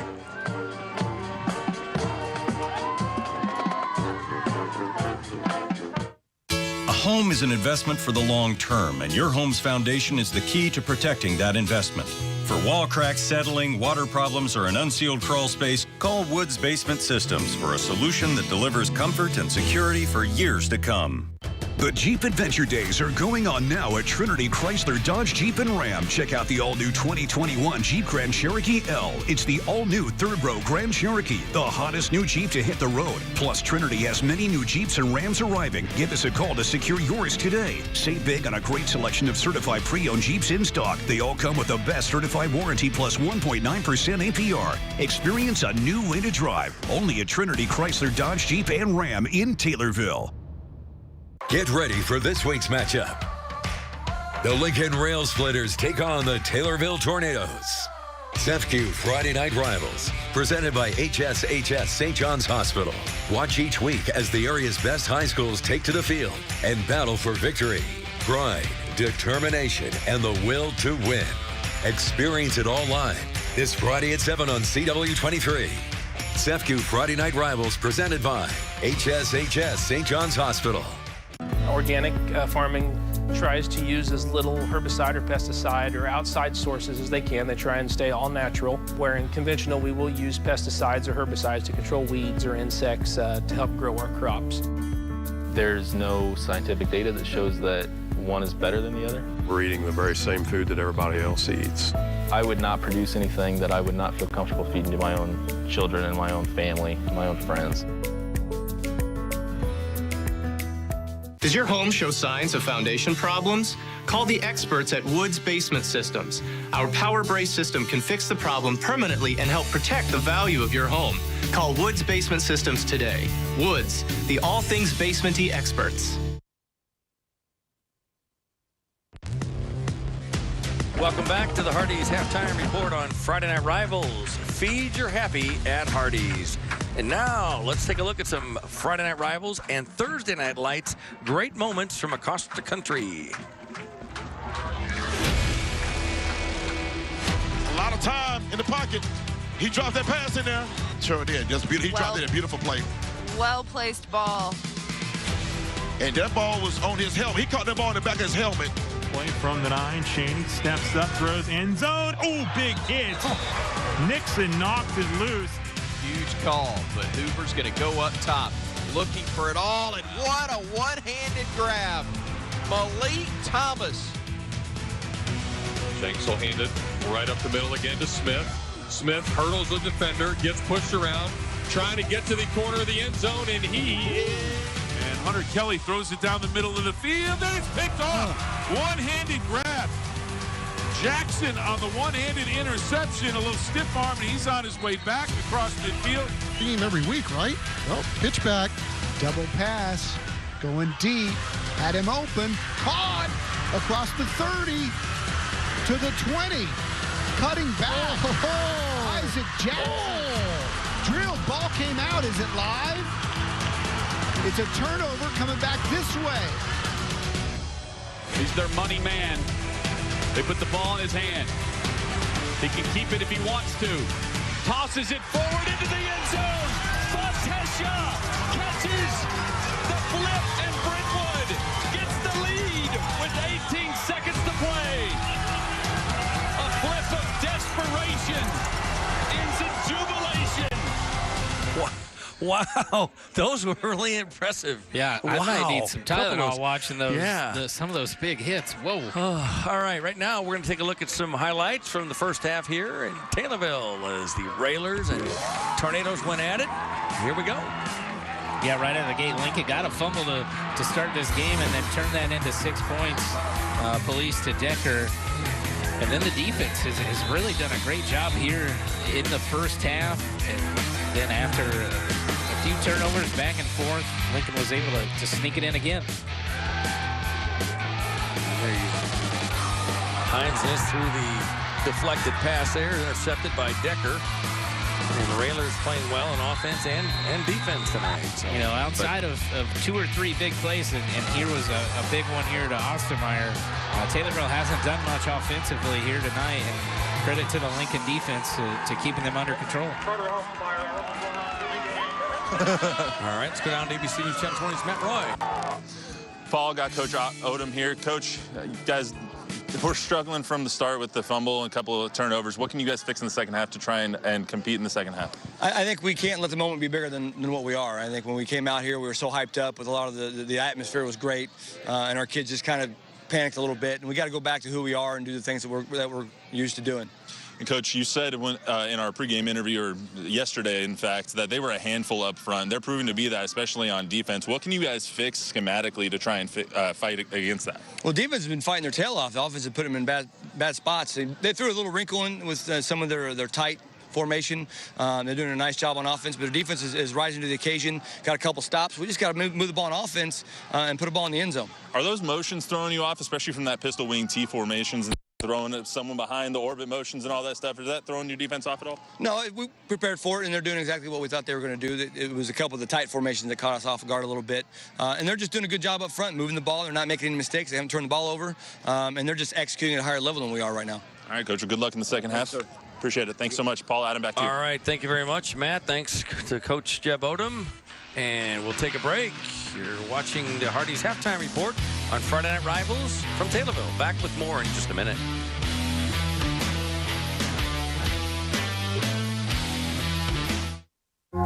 Just the two of us. We can make it if we try. Just the two of us.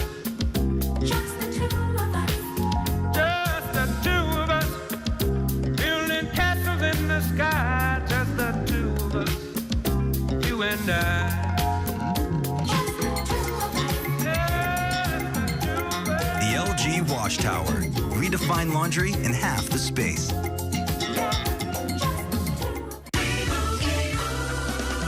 Doug.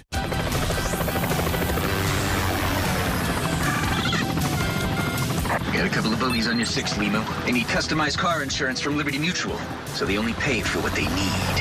What do you say we see what this bird can do? We are not getting you a helicopter. Looks like we're walking, kid. Only pay for what you need. Liberty, liberty, liberty, liberty. I'd like to welcome you to the Green Certified West opening ceremony. Man, these salesmen just keep getting weirder. If selling cars were a team sport, we would all have GOAT medals. GOAT medals? You mean gold medals, right? No way. Who wants to be #1 just one time? We're the GOAT squad of Green Certified West, the greatest of all time. I get it. We need to take care of our customers before and after the sale. Be #1 in their eyes forever. They make me so proud. Come visit the GOAT Squad at Green Certified West. At Paul Tree Farms, we plant, grow, and sell trees. With more than 60,000 to choose from, we have a wide variety, from flowering trees and shade trees to trees for bordering and landscaping. We grow, deliver, and install some of the largest trees in Illinois. We're family owned and operated. Paul Tree Farms, Route 125 Pleasant Plains, where our business is always growing.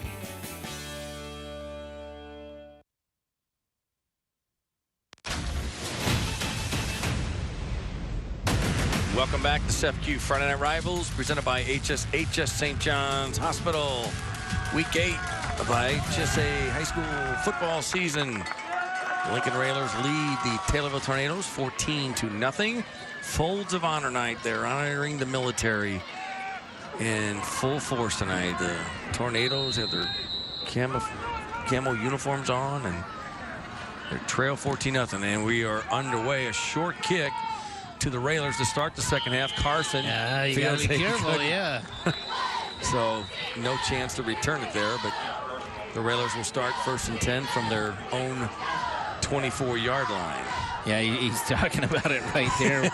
I'm like, I didn't mean to put my leg down, but, you know, the wet turf can be slick. It's just like if you were, if you think about it, just like if you spilled something on carpet at your house. It's better than being on grass, but it can still be a little slick and give you some footing issues. But let's see what Lincoln does here to get started in the second half. They played a great first half. On first down, Police keeps it himself. Faked me out there, out to the 32-yard line. I apologize, it's Elijah Police. He's the quarterback for Lincoln Railers. He's played the whole night, first half. Starts the second half here with the 14-0 lead. You know, and the rain is coming back down here, so that could play a factor in what we do here in the second half. But Police, outside of the QB sneaks, that was his actual first, I think, called run play here in this game. He looks to be a dual threat, so keep an eye on him. 2nd and 2 for the Railers. There's the handoff to Gandolfi. Look at him go. He could go. Cross midfield. Got one man to beat. 20, 15, 10, 5. Is he going to make it? He is in. Touchdown. Lincoln. A 68-yard touchdown run for W. Anthony Gandolfi, and that's a Young Security touchdown. Courtesy of Young Security, a $50 donation will be made to this week's charity, and that is the First Step Women's Center. I don't think I'm going out on a ledge here. That's the best run I've seen this year in a football game that we've covered, even in highlights. Watch him here. Takes off one and then takes out another and keeps his pad level low, his center of gravity, and then he just turned on and had enough speed to get in the end zone. I don't think I've seen Coach Silkowski that excited either. He was jacked up. Great start for Lincoln. They go for two. Police throws. Incomplete. Conversion fails, but Lincoln adds to its lead 20-0. And I can't argue. I mean, I can't argue with you on that. I agree. We'll take a break. You're watching SFQ Friday Night Rivals on CW23. Back with more third quarter action in just a minute.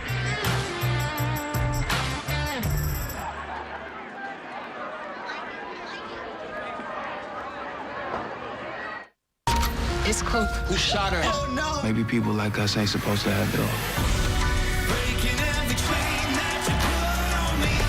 We missing a member of this family who's dealing with a tragedy. We still have a game to win. You have given me everything. Finish it. It's keeping me alive. You're packing a giant bag of buttons? Yeah, they're lucky. Oh, wow. Just sold my car with car gurus. Yeah, you did.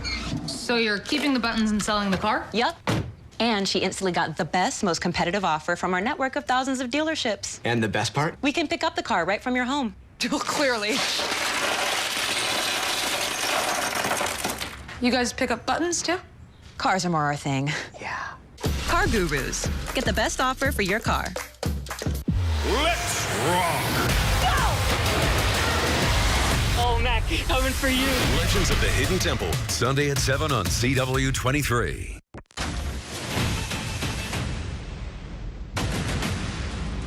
Night Rivals presented by THS St. John's Hospital. I'm Paul Wappel along with Adam Anderson and ABC News Channel 20's Matt Roy is our sideline reporter as the rain continues to fall steadily here in Taylorville. We're in the third quarter and thought we're going to have the kickoff, the Lincoln to Taylorville, but Jeff Odom has got his players on the sideline or in the huddle there, and see what we might have a technical difficulty. See what the. So 11:08 to go here. Lincoln leads 20-0 here, and gives us a chance to tell you that earlier tonight, SFQ recognized an exceptional volunteer from the home school with a plaque prior to the game. This week, SFQ volunteer of the game is Jeff Hill. also known as Mr. Anything. Jeff has performed a number of roles at Taylorville, including game announcer, scorekeeper, scoreboard operator, officials liaison, and volunteer golf coach. Jeff is our head girls golf coach and has been a major contributor to the success of our basketball tournaments. He's been willing to help in any way. Congratulations to tonight's SEPQ volunteer of the game, Jeff Hill. Congratulations, Jeff. Thanks for everything you do. And there you see the Tornadoes and camo uniforms. Oh, there's a Cub. Look at that Cub blanket, because it's cold tonight. Look at that. How about that Cub blanket? Good for something this year. And look at that. The USA, gotta love it. Red, white, blue. This is great. Folds of honor tonight. So I do have some halftime scores I could give everybody. You know, a lot of low scoring across the area. Again, I think the weather's playing a factor in a lot of that. Over in Tuscola 9, Warrensburg, Latham 3 again. Tuscola could be one of those teams with 4 wins that does get in the playoffs. They have a lot of points. Warrensburg got their 5th win last week here on Friday Night Rivals. Rochester's up 41-0 against Southeast. SHG up 21-0 against Normal U-High. And Maroa Forsyth only up 7-0 against Athens. From the looks of it on social media, it was a trick play that got Maroa into the end zone. So again, a tight contest over in the Sangamo. All right, thanks for the updates. Big games tonight. All right. There's the kick. Better get on grab it there. It's a live ball. And the Tornadoes will start at their own 30-yard line after the kickoff from the Lincoln Railers, and Clark Raher with the return. Let's go down to ABC News Channel 20's Matt Roy. Paul, Adam, we have a representative here from the Folds of Honor, Frank Kuchnicki. I pronounced that right? Yes. Okay, good. I'm just making sure. So can you tell me a little bit about the Folds of Honor? Yes, what we do is we provide educational scholarships to the fallen and disabled veterans, spouses, and children. Over the past, since 2007, what we've done is we provided over 29,000 scholarships to nationwide students. It's an incredible program, and you guys are based out of St. Louis, but you've come up here to Taylorville because of the relationship with the Taylorville team, correct? Yes, I'm friends with Coach Lee Mateer, and I've told him about the organization, and he wanted to do this military night, and we hit the ground running, and here we are. It's a great thing. The Military Appreciation Night has really left me in awe. How do you feel about the Military Appreciation Night and also being part of that? This has been phenomenal. This community here supports the veterans and their school, and this has been a great night.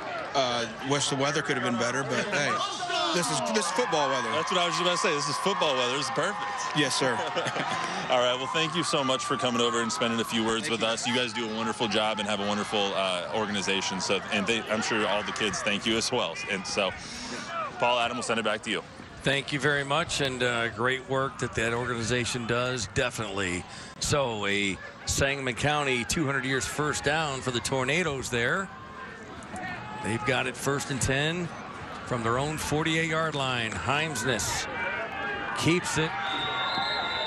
Maybe lost a yard, I think, on the play. Maybe half yard. They gave him a good spot there, but you know, Coach Odom just talked about maybe his kids were a little too excited with the atmosphere and everything going on before the game with the Military Appreciation Night.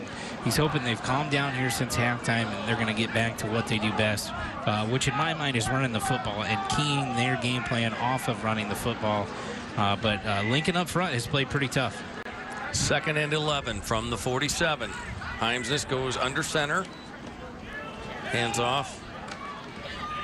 Couple of yards there, hard-earned yards on that play there. Carl Ostermeyer with the carry. And Adam, last week, Taylorville, you know, that's a situation, too. You don't play. Yeah, between quarantined athletes and they had some injuries, just didn't feel like they were comfortable enough trotting out some of their underclassmen to play. It sounded like they probably could have if they really needed to, but felt just taking the week off, trying to get healthy, get some kids back off quarantine was going to be their best option. On 3rd and 9, Heimsness in the gun. Rolls left. Fires it. Incomplete. Fired a bullet there. Just hard to hang on to. Again, that's a tough throw there, rolling to your left and throwing right, especially going to the sideline. Let's see what Coach Odom elects here to do.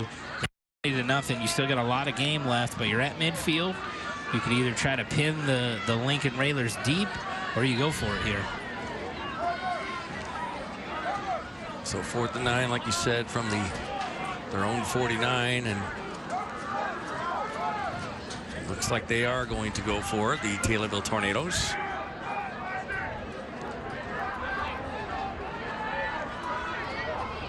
Himes just looks to the sideline to get the play. On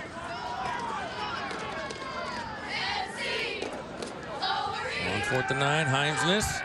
Fires low, incomplete, and the Railers will take over with excellent field position. Yeah, great stop by Lincoln to get Taylorville off the field. Himes just knows, I think he missed one there.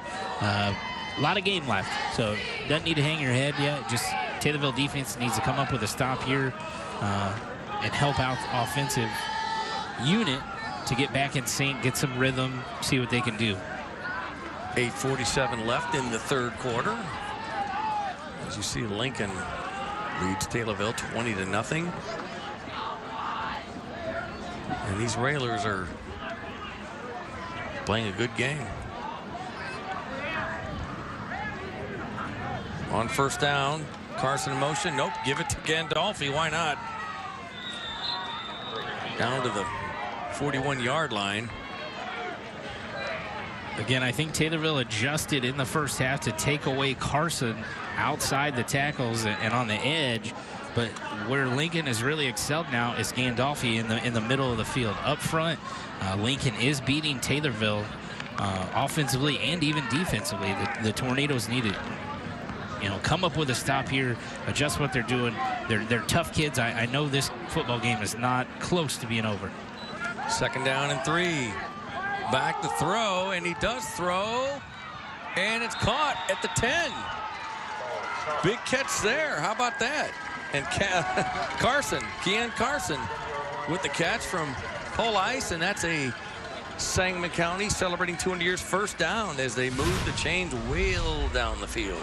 Pole Ice and Carson, it looks like they have a lot of trust with one another. The ball was underthrown a little bit, and Carson did a great job to adjust to the ball and get his hands underneath it, and Lincoln's back in the red zone. 1st and 10 from the 10. On Gandolfi with the carry. Gets down to the 5-yard line. Well, the Railers trying to add to their lead. Not what the Tornadoes want or need. Gandolfi's calling towards the sideline. He wants the football. He's excited. He wants to put this Lincoln team on his back to get him this 4th win here tonight. You've got Gandolfi, you've got Carson, you've got really good dual threats in the backfield. On 2nd and 5, Gandolfi trying to get into the end zone. Not quite, but he's close.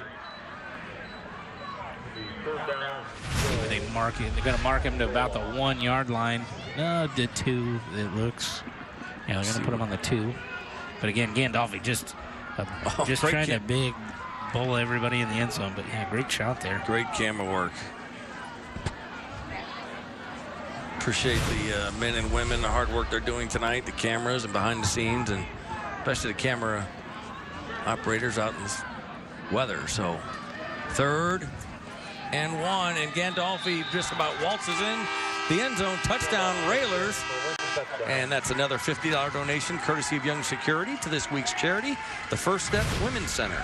Great drive by Lincoln to answer that and come out here in the 2nd half to score just 2 straight big drives on the shoulders of Anthony Gandolfi. And the rain continues to come down. Railers will go for a 2-point conversion, as they have on after every touchdown tonight. There's the handoff to Gandolfi, right side, and he's in for the touchdown. 28-0. The Lincoln Railers lead Taylorville. We'll take a timeout. You're watching SEFCU's Friday Night Rivals on CW23. We'll be back in just a minute.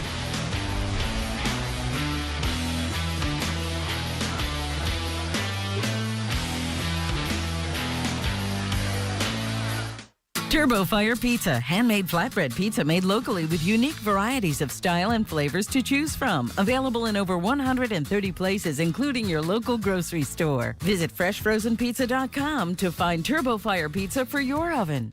At LLCU, we love football, and it's time to drive to the end zone.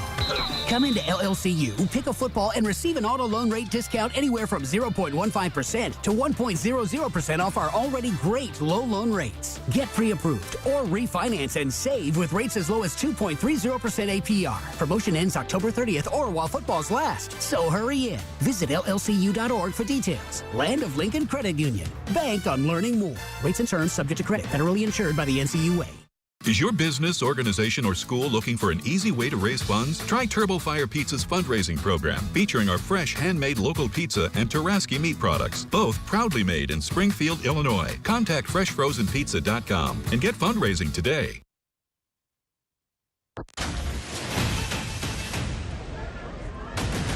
Welcome back to SEPQ Friday Night Rivals, presented by THS St. John's Hospital. We're in Taylorville for this Apollo Conference battle, and right now it's one-sided. Lincoln just scored, and they lead 28-0 with 6:30 left in the third quarter. I'll tell you what, I hope everybody at home was watching the Rockstar pregame show to hear Alessandra break down the Apollo name. Was throwing a lot of stuff out there. She did. She went a deep dive into Greek gods. It was very, very good. She does a great job, and of course she'll have all the scores and highlights tonight at 10:15 on ABC News Channel 20 at the sports desk. She does a great job, and a lot of big games tonight across Central Illinois, including this one. And tune in 10:15 on ABC News Channel 20. Carson with a good kick. You're gonna get whistle, but gonna get a false start. That's a heck of a kick. Yeah. But we'll do it again. And Adam, I did some checking on the IHSA, some all-time winningest schools, high school football in Illinois, and this is as of September 2020, the most recent update. So the most wins, East St. Louis Senior, 761, Carlinville, 21st, with 614 wins, Auburn, 24th, 606 wins, Springfield, and this is Cathedral Griffin / Sacred Heart Griffin, 600 wins at that point, 25th. And 32nd, Taylorville, 571 wins. Springfield High School, 40th with 553 wins. And Verdon, 537 wins. Again, this is as of September 2020, the most recent stats, dates that they had, updates that they had. And I just thought that was very interesting. What's crazy is to think about the SHE Cathedral Sacred Heart Griffin, 600 wins. And tonight, head coach Kim Leonard could get his 400th.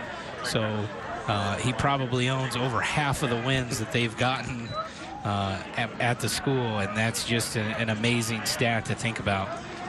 Definitely, and Jake McConnell, number one, with the kickoff return there for Taylorville.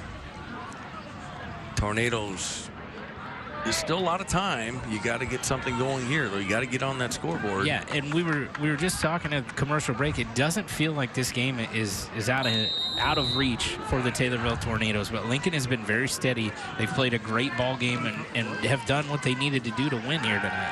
Hines throws left. A little too much on it, incomplete. Bring up second down. So we talk about, I'll tell you a little bit about Jeb Odom, quarterback, former quarterback, Taylorville High School. So he graduated from here in 1996. He was a 3-year starter football, 2-year letter winner in basketball and track. Set school passing records, 4,460 yards, 593 attempts, 4,857 yards total offense. And those records still stand today. He also has the record for the most pass completions in a career, 297 here at Taylorville.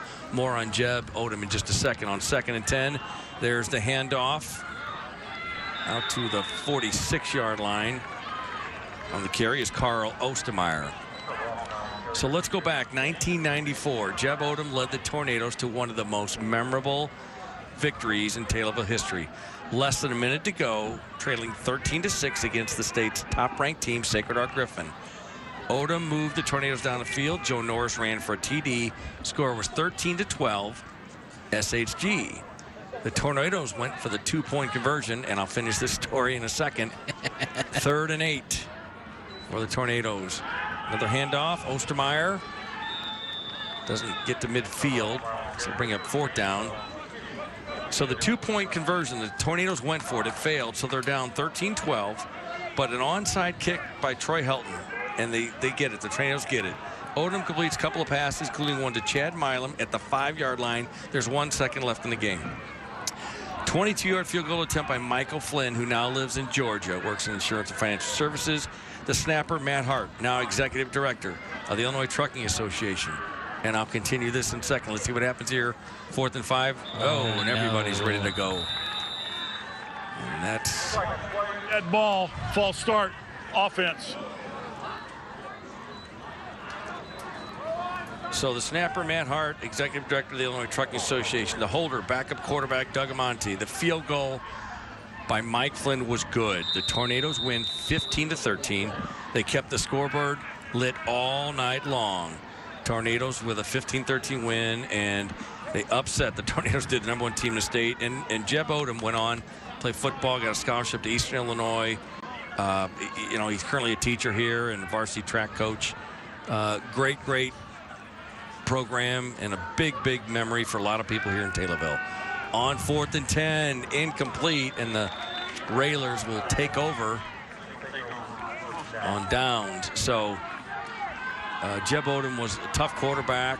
His son is a freshman quarterback here at Taylorville. So we're going to see him probably coming up soon. So just a big game, and that really put Taylorville, gave them a lot of respect and credibility in Central State 8. It was only the maybe 2nd or 3rd year or so of the conference, Central State Conference. And Scott Alberson, the coach, who's in the Taylorville Hall of Fame, was a great coach. Jeb Odom replaced him when he retired from coaching. Yeah, it's still a game that's talked about in this area. It's a game I remember as just a wee lad. But it was huge at the time. It's always big, I think, when somebody beats Sacred Heart Griffin in the regular season like that, and especially in that dramatic fashion. It was incredible. And I think Lincoln did recover it until the fumble. The Railers did. You see that? So, yeah. And Taylorville was ranked 10th that week, so they weren't. You know, it was still a big upset, but Taylorville had gained some respect, and I think they had 1 loss entering that game. I think they were 6-1. It was the 8th game of the season, and just a big night. 3:51 left in the 3rd. 2nd and 13. Up the middle is Gandolfi. Still going. Look at this. To the 35. He gets a 1st down. That's a Sangamon County celebrating 200 years 1st down, and he's a player. Yeah, you can tell as a senior, he wants to keep playing. He wants to extend his season into that 10th week. It's somewhere Lincoln hasn't been since 1984. So he wants to put this team on his back and try to win them this playoff berth. That starts with getting that 4th one here tonight. 6 foot, 180-pound senior. He's a tough one. 3rd and 1 from the 35. Gandolfi up the middle again. Got the 1st down and more. Inside the 30. A move the change, and that's another Sangamon County celebrating 200 years 1st down. You know, we've talked about Lincoln tonight has done everything right to have the kind of lead that they have here in the 2nd half. But what's been key for them and good is that Keon Carson, who we've talked about all night, he hasn't even carried the ball here in the 2nd half, and Lincoln has been in the end zone twice. Pretty amazing when you think about it. You see Gandolfi had to get his shoe on. He does not want to come out of this game. 1st and 10 from the 30. Carson in motion, gets the ball. Left side, look at him go down the sidelines. Got some speed and pushed out. See where he went out of bounds. He wanted to go. Yeah, and just like that, was moving. Hadn't called his name yet here, and they flip it right to him, and he took off once he got around that corner. He's got some feet. He's going to be a player to watch for Lincoln for the next few years. No doubt about that. So another Sangamon County celebrating 200 years 1st down. 2:40 to go in the 3rd. From the 13. Carson gets it. Left side. think he's going to be out. Close. He did not get in. He was close. Saw the pylon move, but... And here's the replay. Coming right at you here. Great camera work. Marking me out about the 1 yard line. Good stop there by the Tornado. So first and goal from the 1.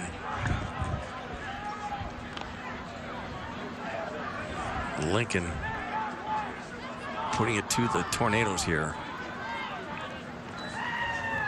And it's Carson this time. It's going to be stopped short. The Railers say he got in, but nope, he is short, as you said. So second and goal from very close to the same spot where they were a second ago. Yeah, didn't get much there. Carson was trying to get in the end zone. Again, I keep an eye on 18, Gandolfi here. Don't need a whole lot. He's really come on here in the second half. Looking to get his 3rd touchdown. And Gandolfi gets the ball, and he gets his 3rd touchdown.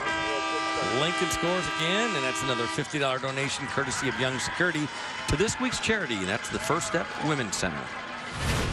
Great job by Lincoln and Gandolfi. Again, he's had a big second half. He has been the difference maker for Lincoln here tonight. And look at this. I think they might be trying to kick an extra point. They've gone for the conversion after every touchdown tonight, and just about every one this season. They said they can't kick so if they needed. can. And you know what? Why not? It's an opportunity. You've got a big lead, and you got to have. Could come in handy. So they will attempt the extra point. Jaden Ledley. And he nails it. So 35-0, Lincoln over Taylorville here with 1:58 left in the 3rd quarter. How about that? Yeah, Lincoln has really just turned it on here in the second half, coming out of halftime. The adjustments they've made, and whatever Coach Silkowski gave to his guys, whatever speech, I would love to hear what was said, because he's got the Lincoln Railers playing great football. And we'll let you know that tonight at 10:15 on ABC, join us at the News Channel 20 Sports Desk to get all of your local high school football highlights with a Friday Night Rivals recap. Alessandra Punt-Briand will be there, scores and highlights and all of Central Illinois. So does a great job, and tune in tonight, 10:15 on ABC News Channel 20. And Carson will do the kicking honors again.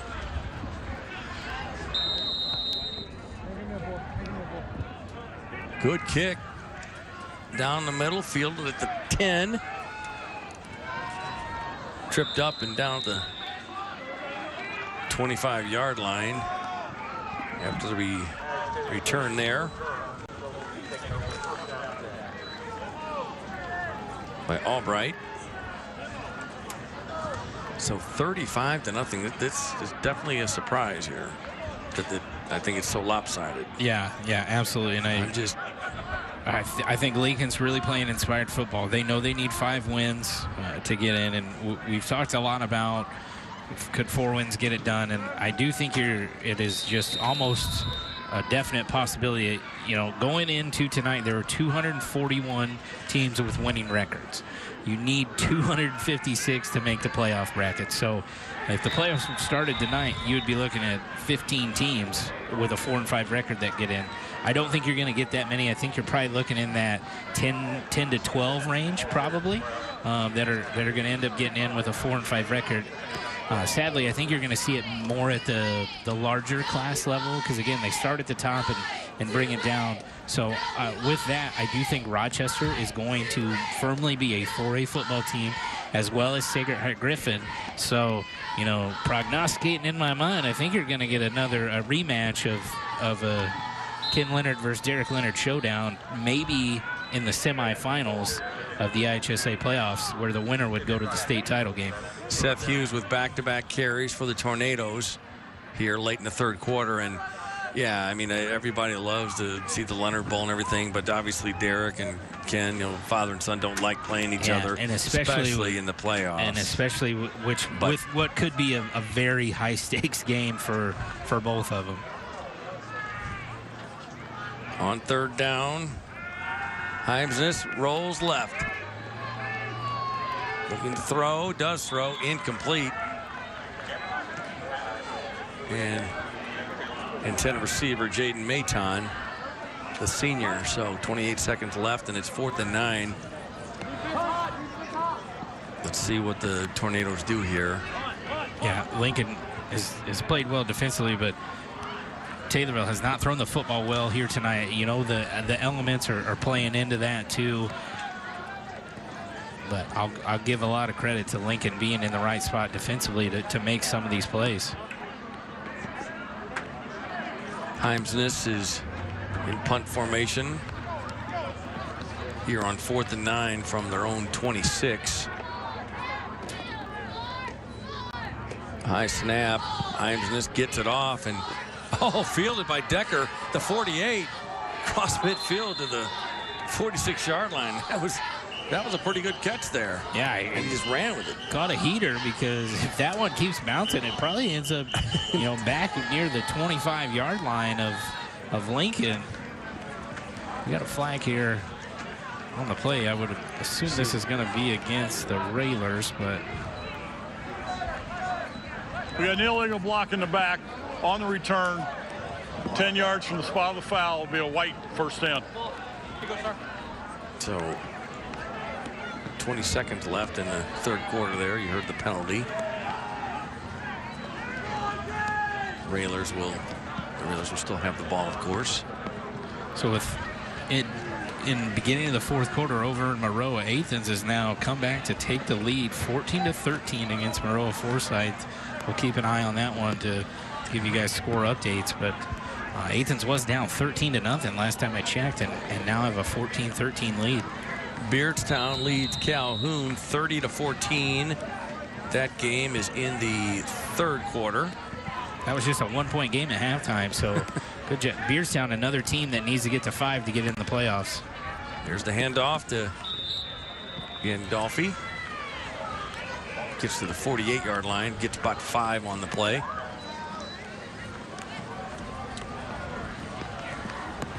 You've got a force there. You've got Gandolfi, and like we said, you've got Carson. I mean, that's a dual threat there as time runs out here in the third quarter. And we'll take a timeout. We'll be back with the fourth quarter.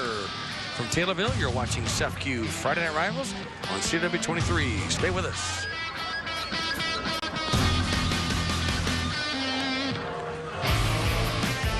Nothing is more important than your family and their well-being. You can protect your family, home, and valuables for as little as $95 with our Young Security, local, and professionally installed Attack Pack home security system.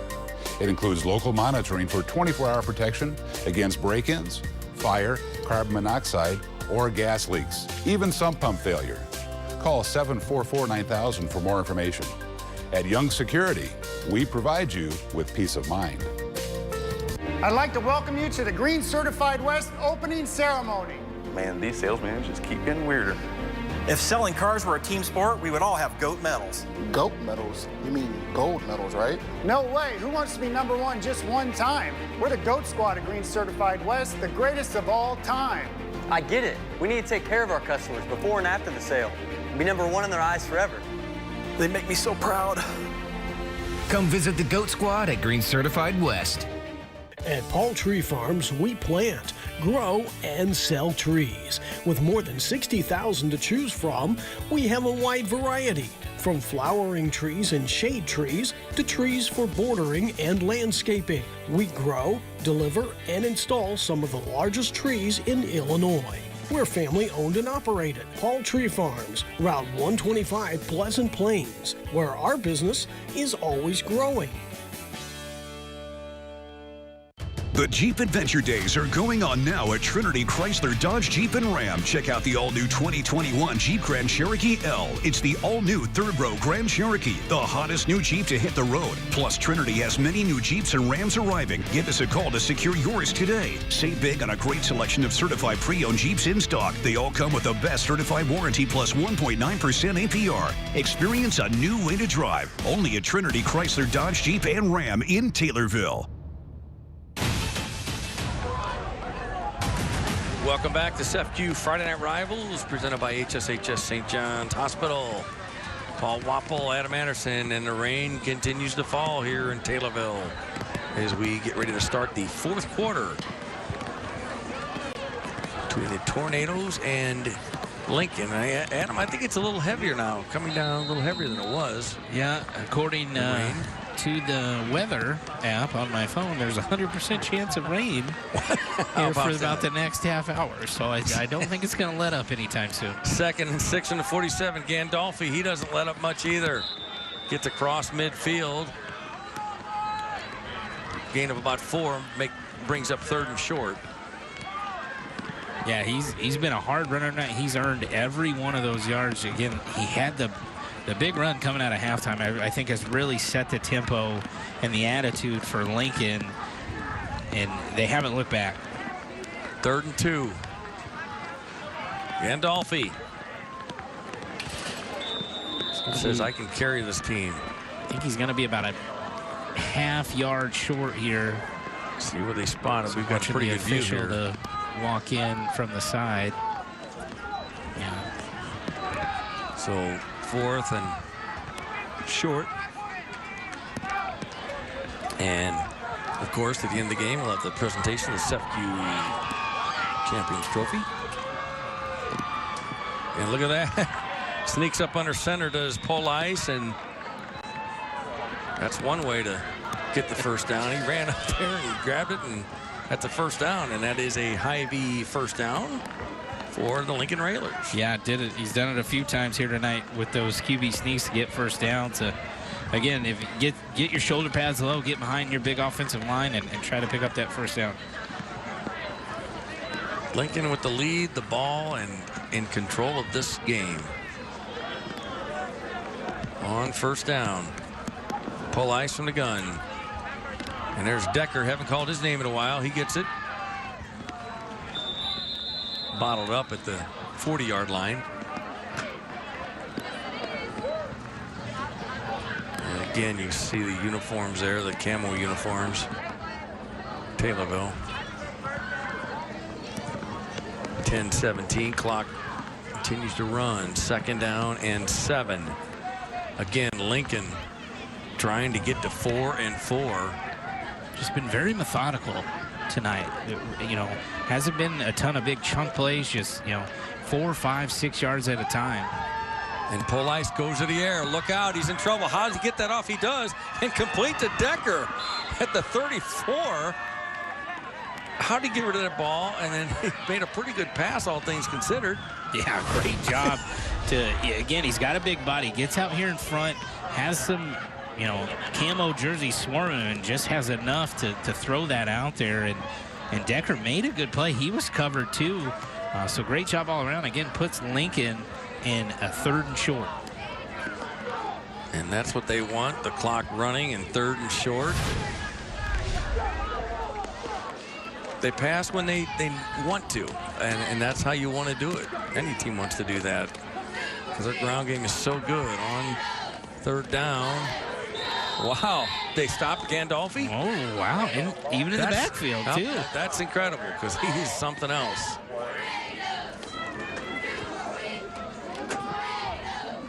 And we'll also have the player of the game, the Orthopedic Center of Illinois player of the game, when this one wraps up. And there you see the Taylorville sidelines. Camo uniforms and the rain coming down. Again, don't need to be in a huge hurry. Time's on their side. 4th and 1. Police comes up, does the quarterback sneak. He's done that before with success, and it's just going to get just enough here to get a first down. And they will I don't know. They haven't signaled, have they?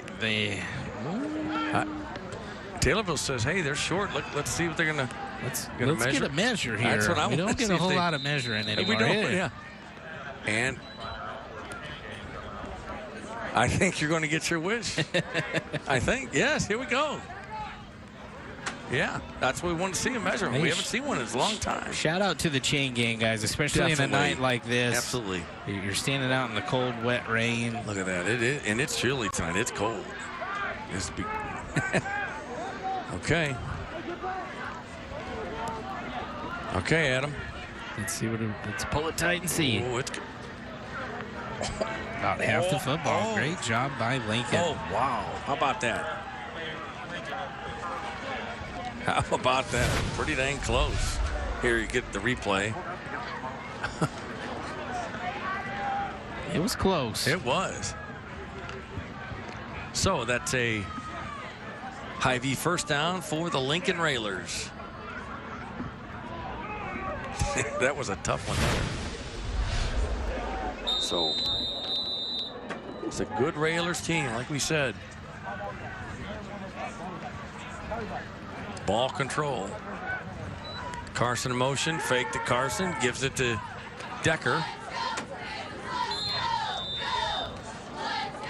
Again, Decker getting 2 carries here. We got a late flag coming in. Probably going to see a personal foul on somebody. Let's see what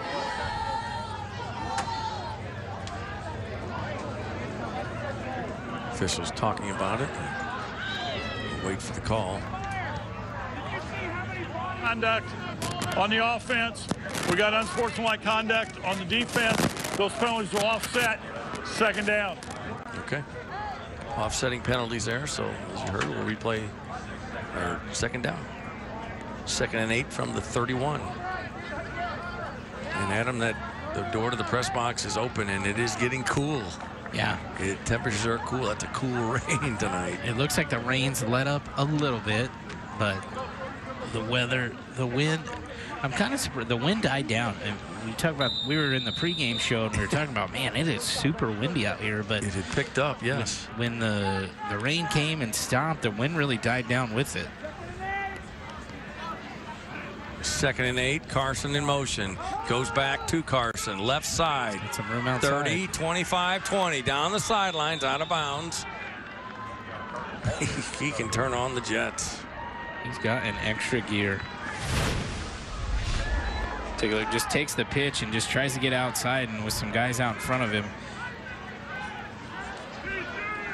And they'll move the chains again. That is another Hy-Vee first down for the Railers. 7:44 left. And what has turned out to be a night for the Taylorville Tornadoes. Another great shot of the weather. The rain coming down. On first down, the give is up, fumble, but I think it was down. I think the ball was rolled down. Let's see. Peyton Johnson, first time we've called his name here tonight. Number 17. He's a junior, Peyton Johnson. So 2nd and 2 for Lincoln. And Lincoln has really controlled the football, not just in the second half, but all game here tonight. Again, just a methodical, well-played football game by the Lincoln Railers. On 2nd down, Gandolfi wants to get an end zone, and he does. 4th touchdown of the night. Yeah, he's had a heck of a game. He's had just a fabulous second half, too. And that's a Young Security touchdown, and they will make a $50 donation to this week's charity, the First Step Women's Center. Great job by number 18, Anthony Gandolfi. I've been super impressed with him tonight. A guy we didn't think much about. We knew he was playing, and he's a key cog in this offense, but he's done it all here tonight to make sure Lincoln gets their 4th win. And Jaden Ledley will attempt the extra point. The holder is Isaac Decker. Try to make it 42-0 in favor of the Railers. High snap. Gets it down, kicked, a lot of leg, plenty on that, and it is good. 42-0, Lincoln. And we'll take a timeout. Back with more. You're watching SEFQ Friday Night Rivals here on CW23. Stay with us.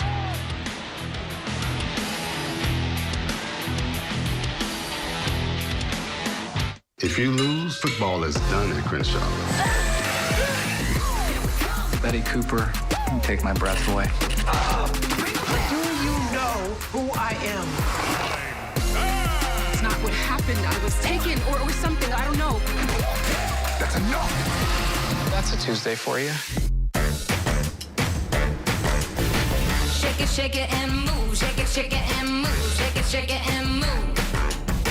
Get it and move. Get it and move. Get it and move. I got it.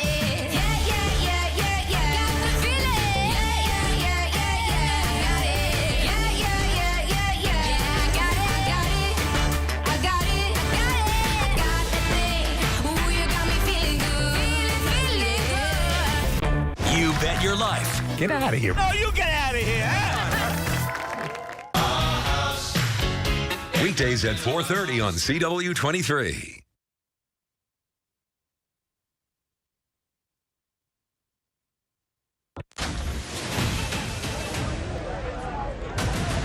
Welcome back to SEFQ Friday Night Rivals, presented by THS St. John's Hospital.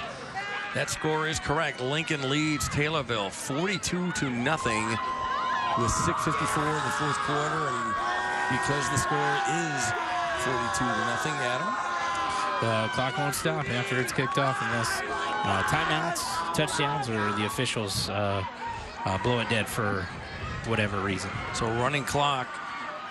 I did not expect that. We were talking about that. No way do we expect that tonight, but the Raiders have played very, very well. And I think there's a lot of frustration and disappointment on the Taylorville sideline too. And you know they didn't expect it. They came in with big hopes tonight, and it just has not been there. It's been a well-played football game by Lincoln. Carson with the deep kick, and Colin Albright with the return. It's been a tough night for the Tornadoes. Let's see if they can get something going here and get on the scoreboard, at least here before this one ends.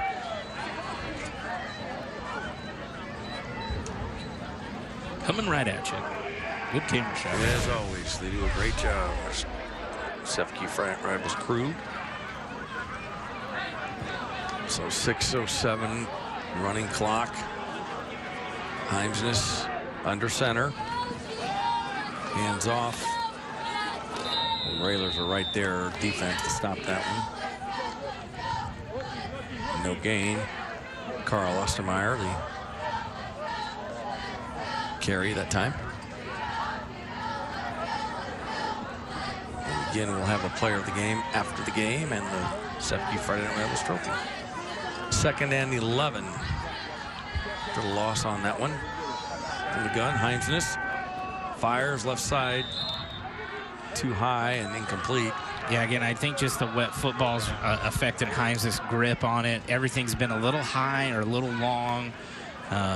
Wet ball can do that to a quarterback. Tough night to throw the ball, like you said. Jaden Mayton, number 10, the intended receiver. But the Tornadoes have a lot of young players. They're going to continue. They're going to get better. Lincoln's going to get better too. They're good now. On 3rd and 11, running is Heimsness, running for his life, and he is sacked for a big loss back at the 14-yard line. So 4th and a long way to go. 4th and all the way to Pana, I think, is what it would take to get a first down. How's that? Yeah, Wyatt Mayman on the sack there. Great tackle to keep a hold of Heimsness, who's not an easy guy to bring down. Not at all. So Tornadoes 4th and 24. Heimsness and the Tornadoes in punt formation. Low snap, gets it away. Pretty good punt. He is a good punter. Takes a Tornado bounce. So with 4:11 to go, clock continues to run, of course. Lincoln will take over.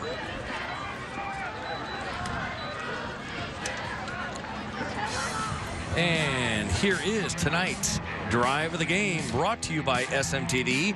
Ride SMTD to work, essentials or fun, wherever life takes you. Tell you what, Gandolfi there looked like a bus as he was running through the Taylorville Tornado defense. Great job by Lincoln. This was straight out of halftime. He went straight at the Tornadoes and took this one to the house. That is your SMTD Drive of the Game. W. Anthony Gandolfi. Big night for him, and that is tonight's Drive of the Game, brought to you by SMTD. So, on first down for Lincoln. No hurry, of course. We got this one wrapped up.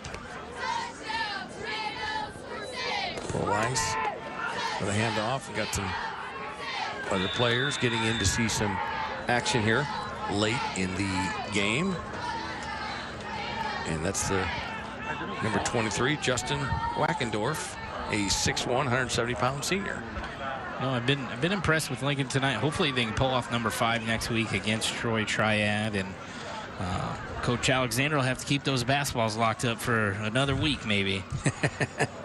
Talking about the legendary longtime Lincoln Railers basketball coach, and yeah, Lincoln and Taylorville, Coach Ryan Brown and Coach Neil Alexander, they've had some really good basketball games too in the Apollo Conference. So that, you know, with Lincoln going back to the CS8, that's a game that might not be on the schedule anymore. So on second down, the Railers pick up more than enough. They get another first down. That's another Hy-Vee first down.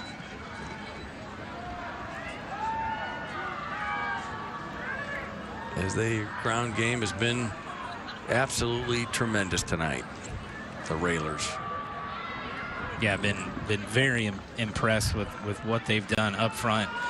Their offensive and defensive line have set the tone that they wanted to win this football game. On first down, there's the handoff again to number 23, Justin Wackendorf. Another good run there on first down. And they'll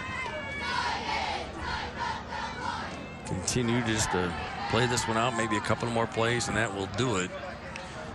Score update from Aurora Forsyth. Athens is up 28-21. There's just a minute and a half left in that football game. Huge game in the Sangamo, obviously, that one. So on 2nd and 3, which really doesn't matter. The Railers just gonna, could be the last play of the game. 42-0. They lead the Tornadoes. Pretty much victory formation here for the legal shift there. They had 2 guys moving around. Yeah.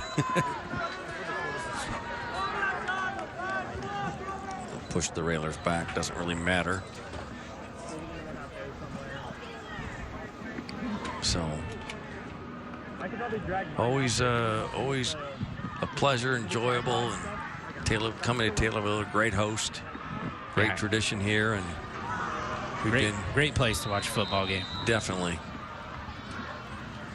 Outstanding facility and great staff,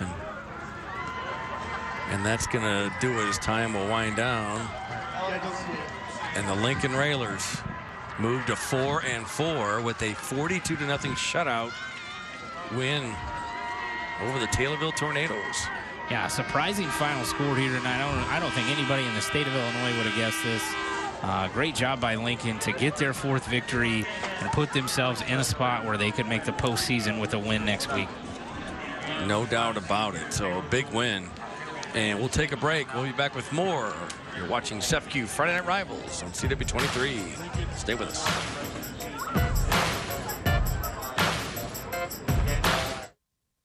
During these uncertain and unprecedented times, many people aren't sure what to do with their investments and let fear drive them to make bad decisions.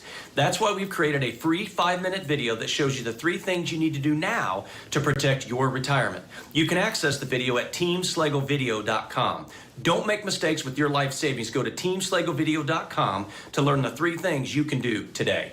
Again, that's teamslegovideo.com for a free 5-minute video that can help you make smart decisions today. Organic farming tries to use as little herbicide or pesticide or outside sources as they can. They try and stay all natural, where in conventional we will use pesticides or herbicides to control weeds or insects to help grow our crops. There's no scientific data that shows that one is better than the other. We're eating the very same food that everybody else eats. I would not produce anything that I would not feel comfortable feeding to my own children and my own family, my own friends. Harvest the deals at Bob Riding's, Ford Explorers and Expeditions, XLT and Platinum Limited models, 4x4s and 3rd C. The Riding's family of dealerships in 8 Central Illinois locations. Shop us online at bobridings.com. Hi, my name's Les here in the Hy-Vee Meat Department in Springfield on MacArthur Boulevard. Come by and check out our prime and choice meat selections, all ready for your tailgating parties this season. Go Team Hy-Vee! If you're tired of the poor service and increasing monthly fees of the national security services like ADT and Vivint, we can help. We're Young Security, locally owned and operated, and ready for any emergencies right here in Central Illinois. Give us a call at 744-9000 to make sure you have the proper protection for your home or business. We'll back it with better local service and do so for less. Visit our website or call us for a demo of Honeywell Total Connect. If you're serious about your security, you want Young Security Systems. As if you needed any more reason to come to Green Hyundai. Now, no payments till Christmas. And this guy knows Green Hyundai was voted the best place to get your car serviced. People are coming out of the woodwork and the ground to take advantage of 0% on all used cars and trucks. No payments till Christmas or 0% at Green Hyundai Dirksen Parkway or White Oaks Mall. I think I got the wrong holiday. Just the two of us. We can make it if we try. Just the two of us. Just the two of us. The LG Wash Tower. Redefine laundry in half the space. Castles in the sky. Harvest the deals at Bob Riding's Truck Farm. Ford F-150s, XLT, Lariat, and King Ranch models. Hundreds of Ford, GM, Ram, and Jeep trucks in our family of dealerships. Shop us online at bobridings.com. Back to SEFCU Friday Night Rivals, presented by THS St. John's Hospital. Lincoln has beat Taylorville 42-0. And right now, time to look at tonight's player of the game, the Orthopedic Center of Illinois player of the game. Number 18, Anthony Gandolfi had a great second half. I believe he ended up with 4 touchdowns here tonight and really was the key player for the Lincoln Raiders to get their 4th victory and get closer to a playoff berth in Lincoln. Congratulations to tonight's Orthopedic Center of Illinois player of the game. And let's go down to ABC News Channel 20's Matt Roy. Matt?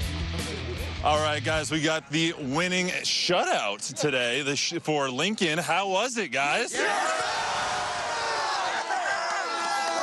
Coach just said second shutout of the season for you guys. Second running clock. Second running. Shutout, and who knows how long in Lincoln history. There you go. So we do have our Orthopedic Center of Illinois player of the game, Anthony Gandolfi, 4 touchdowns. Obviously, you are a senior on this team, a leader on this team. You guys are 1 win away from being qualified to make the playoffs. So what does that mean to you now? I mean, it means everything to me. Lincoln's been wanting to go to the playoffs for as long as I can remember. I'm ready to put the work in and do it. I mean, you ran in the second half like you wanted to go to the playoffs. I think you came out and literally ran 80 yards for almost a touchdown. So what did this mean, and what did Coach say at halftime to really light a fire under your guys' butts to get out here in the second half? Coach always gets us going up during halftime. I mean, I don't really know. we came out ready to play today. I don't really know. All right, well, congratulations, Anthony. Good job. Thank you. I appreciate it. Coach, I'll get you over here real quick. Yeah.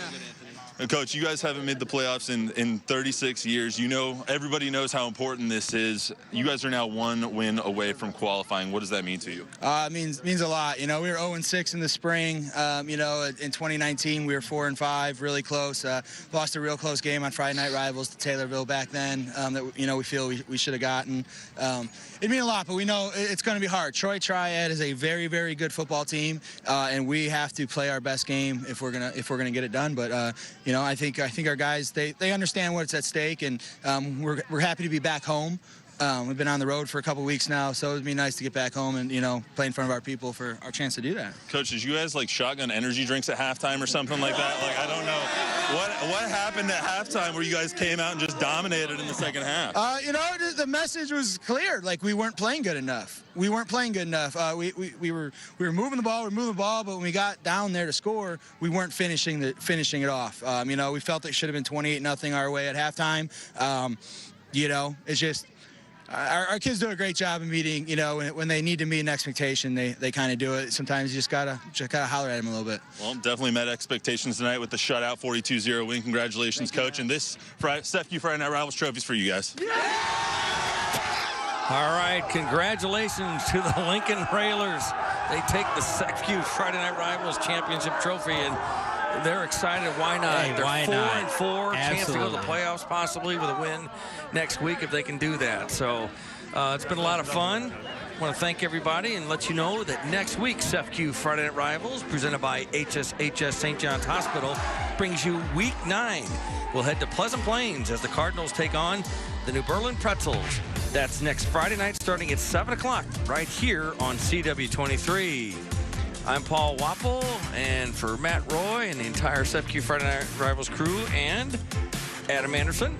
Adam, it's been fun. Thank you. It's been great, and good luck to the Lincoln Railers. I really respect Coach Silkowski. I think he's got a good thing going. I hope they get win number 5 next Friday night. All right, thanks everybody. We will see you next week on SEFCU Friday Night Rivals. Good night from Taylorville.